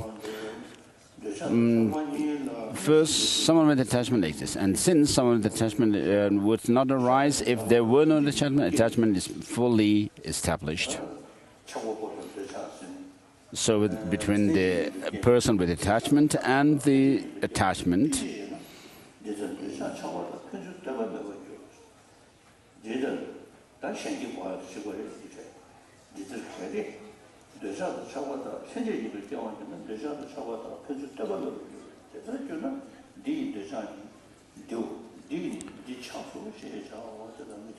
So whether attachment exists or not, analysis is the same for someone with attachment. If you thoroughly investigate whether someone with attachment exists, then whether attachment exists or not for someone with attachment is completely untenable, and the analysis is the same. Why is that?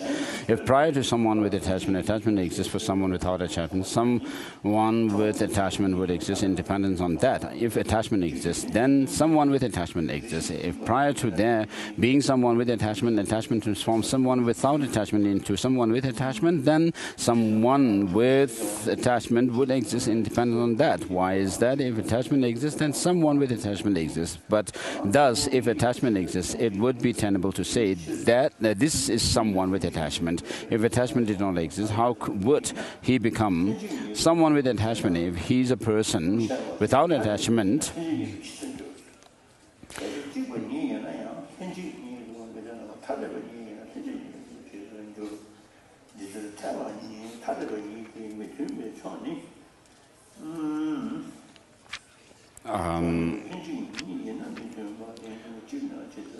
at the end of page number 49, objection, neither attachment nor someone with attachment exists in temporal sequence. For these two arise simultaneously.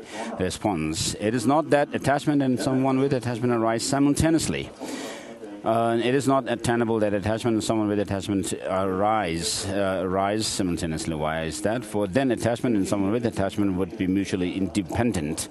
If attachment and someone with attachment were to arise simultaneously, attachment and someone with attachment would be mutually independent.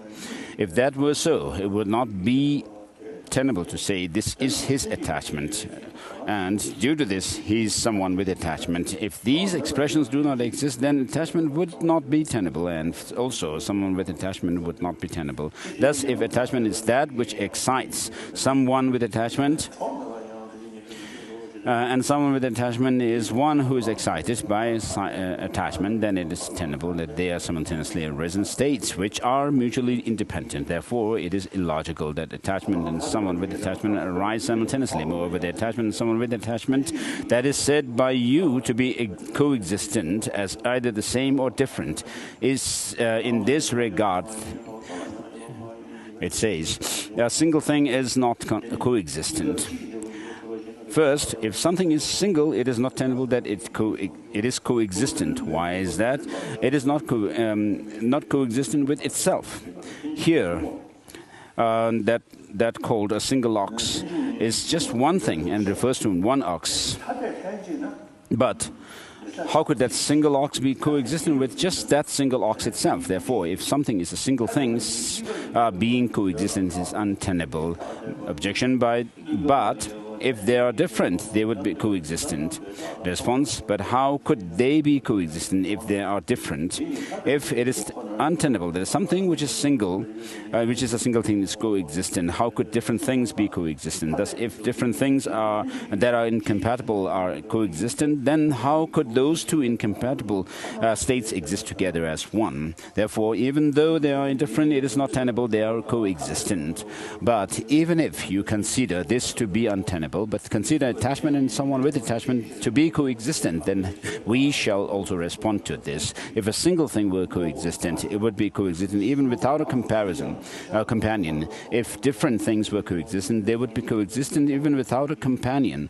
Now, if attachment and someone with attachment was a single thing but coexistent, then in that case, it would be coexistent even without a companion. How is that? Here, one refers to a single thing, and a single thing called one ox or one horse refers to an ox and a horse. Wherever a single thing exists, also coexistent would exist, and it would follow that a single ox or a single horse would coexist even without a companion. As such, considering this to be coexistent would be pointless.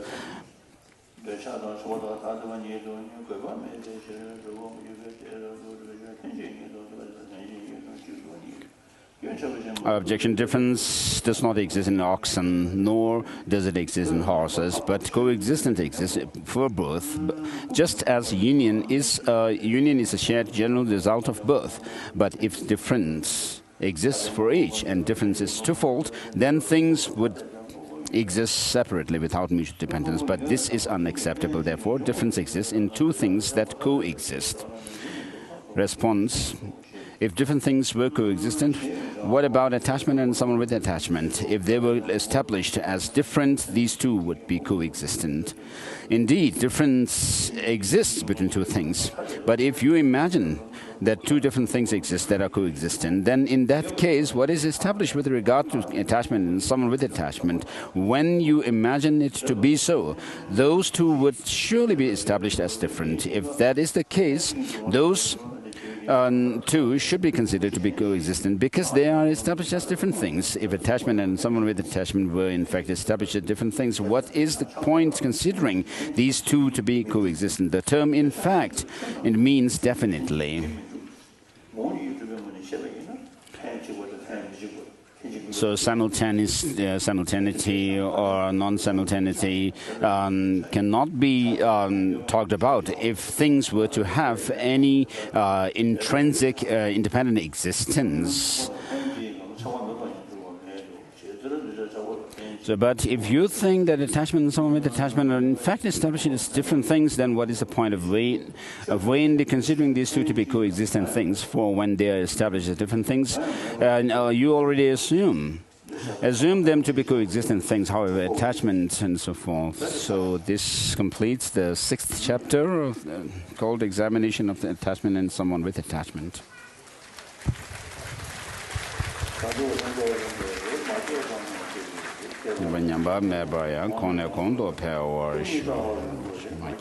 May the sublime jewel bodhicitta rise in those who have not taken, in whom it has not yet taken root. May its never decline but increase ever further where it has taken root.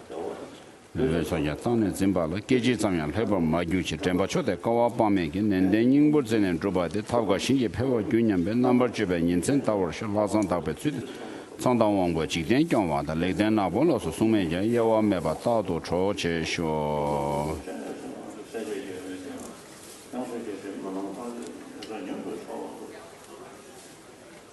So may I never falter even for an instant to uphold the excellent way of the sage, which illuminates the principle of divine origination through all my births, even giving away my body and life. May I spend day and night carefully reflecting, but by what means can I enhance this teaching achieved by the Supreme Savior through strenuous efforts over countless eons?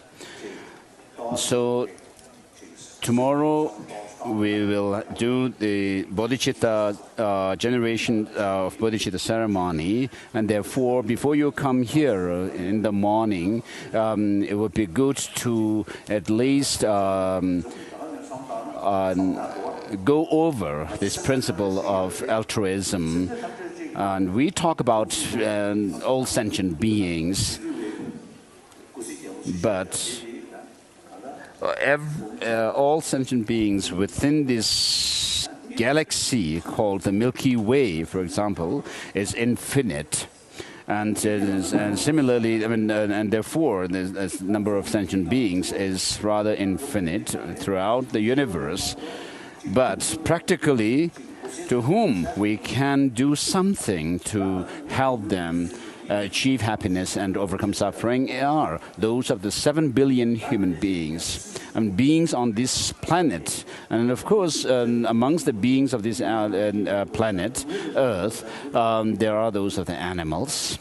And animals, we can't do much for them. We may be able to do some prayers for them, but the 7 billion people on this earth are the ones whom we can actually directly or indirectly, particularly practically, do something to cultivate happiness and overcome suffering.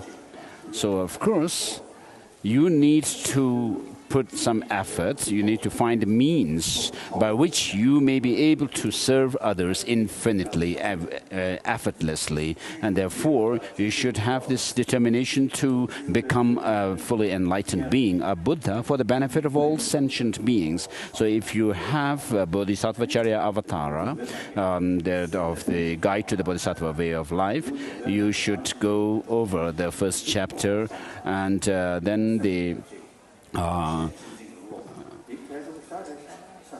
the sixth chapter, and then also the eighth chapter, which the sixth chapter talks about and teaches the practice of patience, and which is necessary for the practice and cultivation of bodhicitta, which is taught in the eighth chapter. And so use these texts to reflect on bodhicitta and have this determination to become enlightened for the benefit of all sentient beings before coming here. When going does not exist.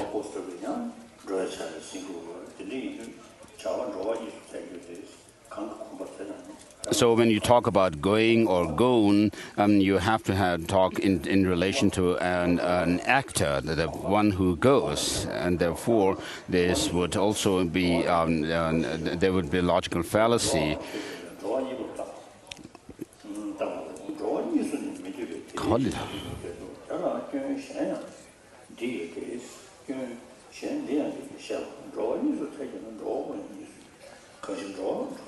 If it follows that going is twofold, then the goer also would be twofold. Why? Because on page 21, because going is not tenable when there is no goer. It follows that going is twofold. Then if it follows that going is twofold, then it follows that the goer also would be twofold. Why? Because going is not tenable when there is no goer. Because if the goer exists, going also exists. And if the goer is rejected, then going does not exist. Therefore, it follows that if going is twofold, the goer is in consequence would also be twofold. But this also is unacceptable. Therefore, since many faults would arise, there is no going. There is no going on that being gone over, because it is untenable to go where one has gone.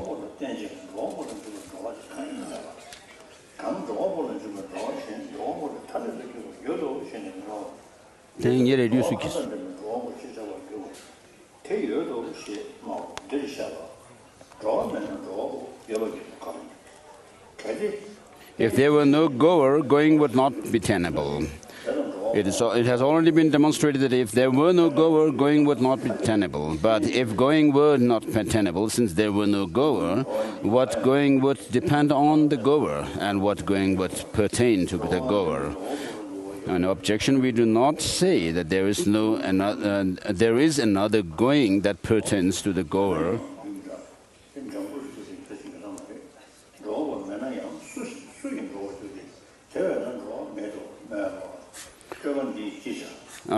To the goer that is distinct from the goer, we do say those who possess going are called goers, and they exist. And the response, the master says, if there is no going, how could there be a goer?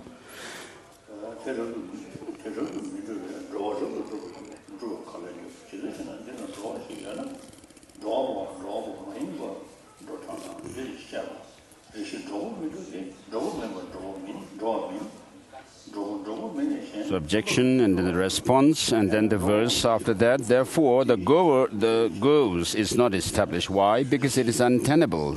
How? First, how could it be tenable to say the goer goes? When going does not exist, the goer is not tenable at all.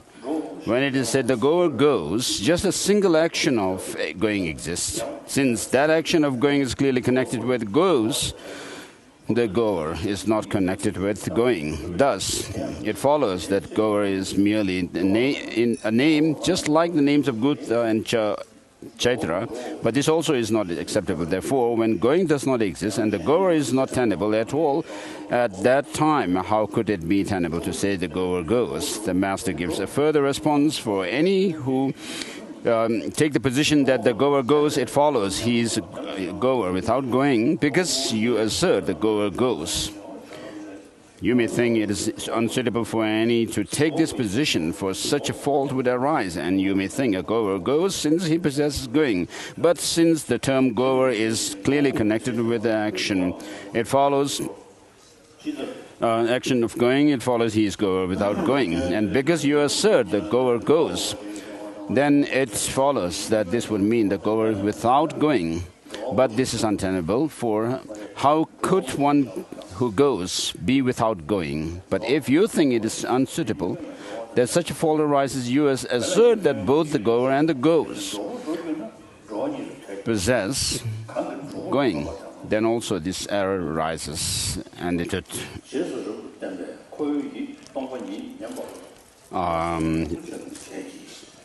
Chapter 2, Examination of Coming and Going. Objection or critique. Through your clear presentation of the logic of non-arising, my mind experience is always filled with amazement to listen to emptiness. But how could the world's perception of coming and going be untenable? I respond, first, there is no going where one has gone. Also, there is no going where one has not gone.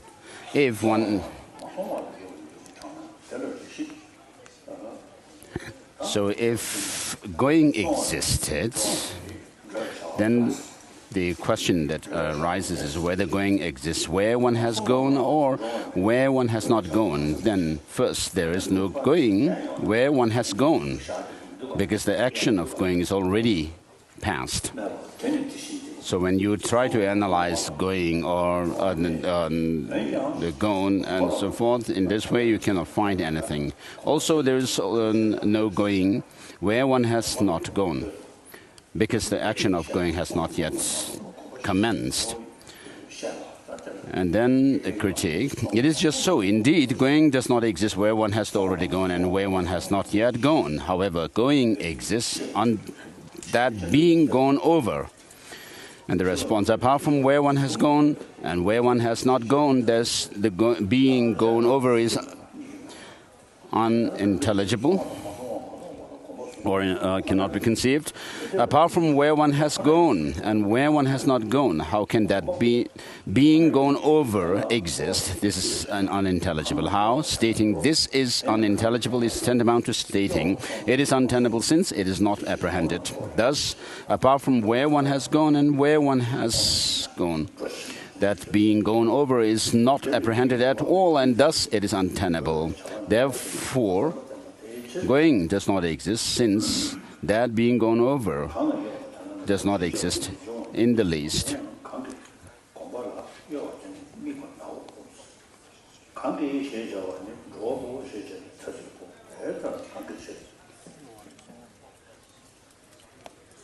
So objection 8 exists just on that being gone over, because going exists there. How? Where there is movement, there is going. Further, one's movement exists on that being gone over, and it does not exist where one has gone or not gone. Therefore, going exists on that being gone over. So going, the process of going or taking a step, does not exist. In your proof establishing the non-existence of going, you taught or you showed in verse number 1 that the action of going is already past and not yet commenced. Therefore, where there is movement, there is no going. There is going, and that movement is observed. Further, once movement exists on that being gone over.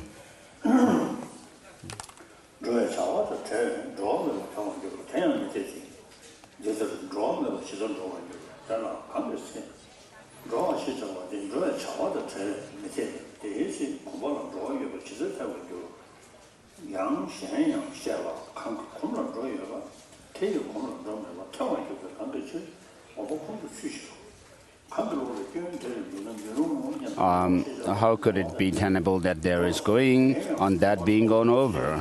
When there is no going, then that being gone over is not tenable. Here, you say going exists on that being gone over. For you assert that which possesses going goes on that being gone over.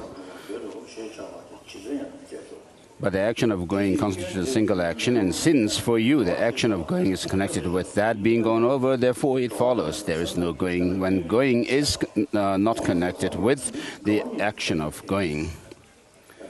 But this also is untenable, for how could there be going in that way? It's stated, if the goer goes, it follows that going would be twofold: that by which he actually becomes a goer, and that which goes, having become a goer. So if one imagines the goer who possesses going goes, then it follows that going would be twofold. and going by which he actually becomes a goer, when he possesses it, and the going in reliance upon which he goes. But it is untenable that going is to fault. If it follows that going were to fault, then as before, it would also follow that the goer would be to fault. But since there is also unacceptable, it is thus untenable to say the goer goes. So please read on.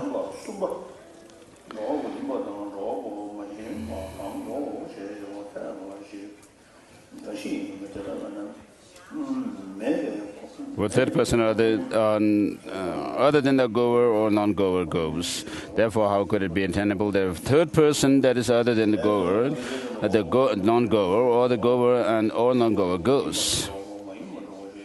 That being so, because such a person is utterly non-existent, neither the goer nor the goer also go.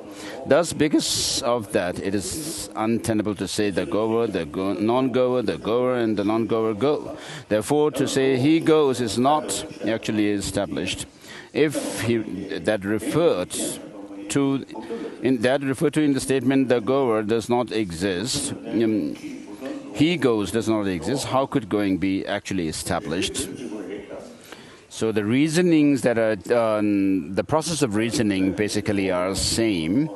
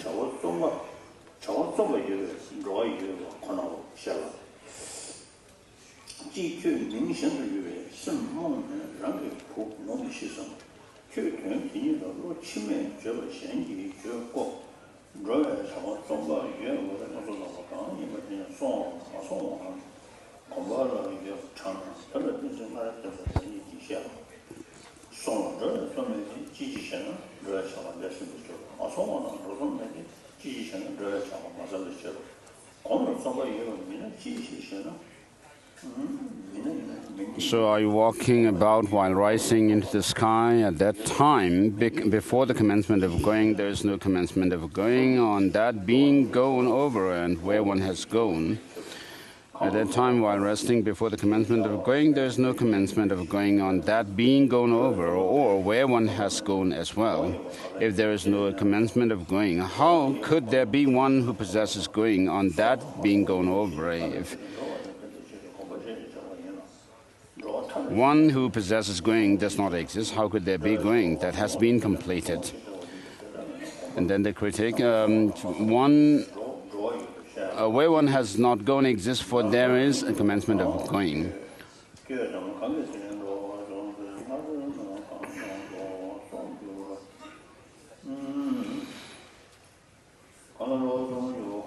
Where one has not gone exists, before there is a commencement of going. And the response, how could there be going where one has not yet gone?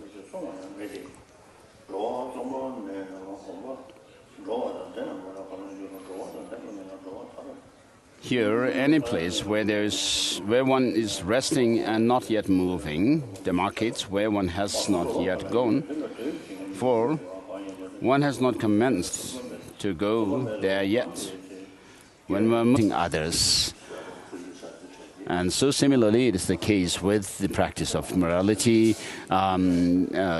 patience, joyous effort, concentration. And so through these practices of these 5 perfections, then one accumulates that of merit. And then with regard to the wisdom, you could develop the wisdom, understanding those of the nature of impermanence and so forth, which are the 16 aspects or characteristics of the 4 noble truths. And so in this, and then you also could develop the wisdom of selflessness and so forth. And then by combining these two, the merit and wisdom, you could attain the two Buddha bodies, those of the Rupakaya and Dharmakaya.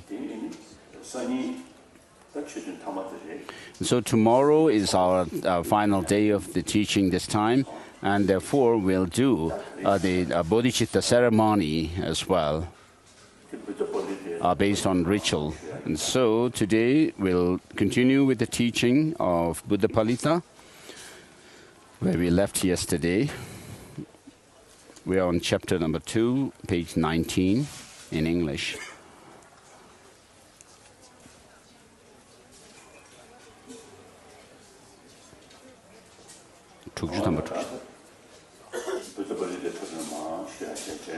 So I'll go through Buddhapalita. Maybe first we should say the blessing for tea.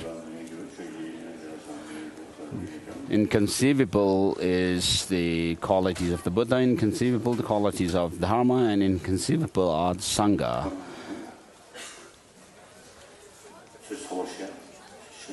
And keeping faith in inconceivables has inconceivable fruit. And I make offering of this tea and bread to the inconceivable ones.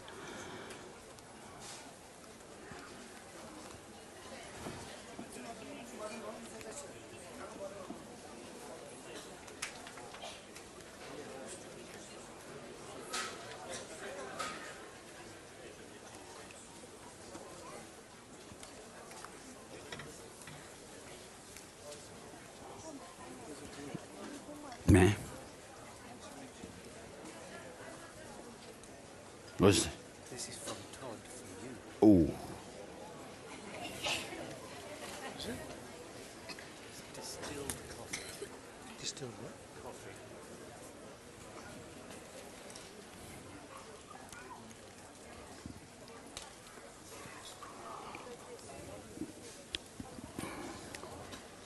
It's strong.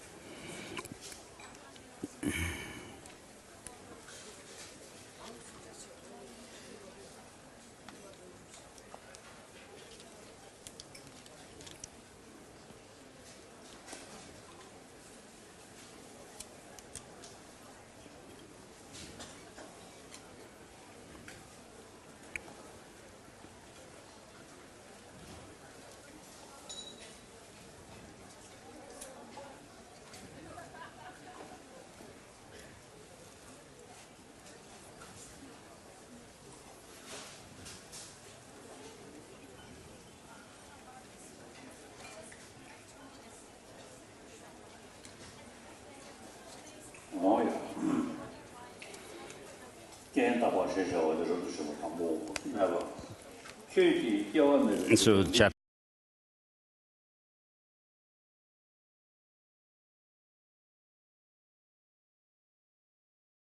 wisdom verses of the fundamental wisdom verses of the middle way by Nagarjuna.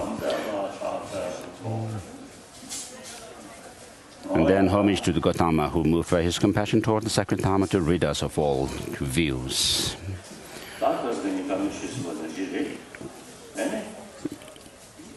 So as we discussed the last 2 days, as Buddhist practitioners, our ultimate aim is, just as the Buddha has attained enlightenment, comprised of the realization and true cessation. So on the one hand, we should develop that of the altruistic intentional spirit of enlightenment, which is complemented by the wish to help others and also the intention to become enlightened. And Nagarjuna has said that what is enlightenment is the main objective of enlightened Buddhahood is to serve other sentient beings, and therefore for the benefit of all sentient beings as infinite as the expanse of space.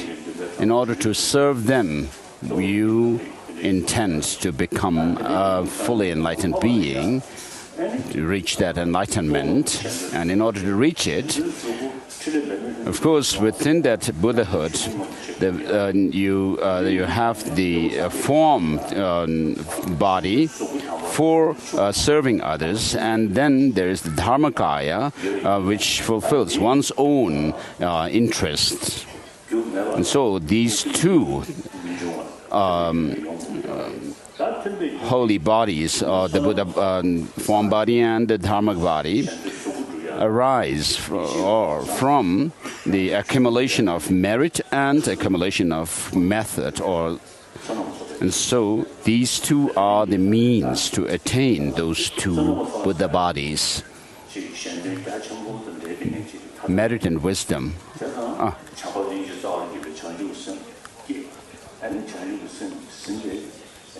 So you cultivate bodhicitta with the help of love and compassion, loving kindness, or affectionate love and compassion.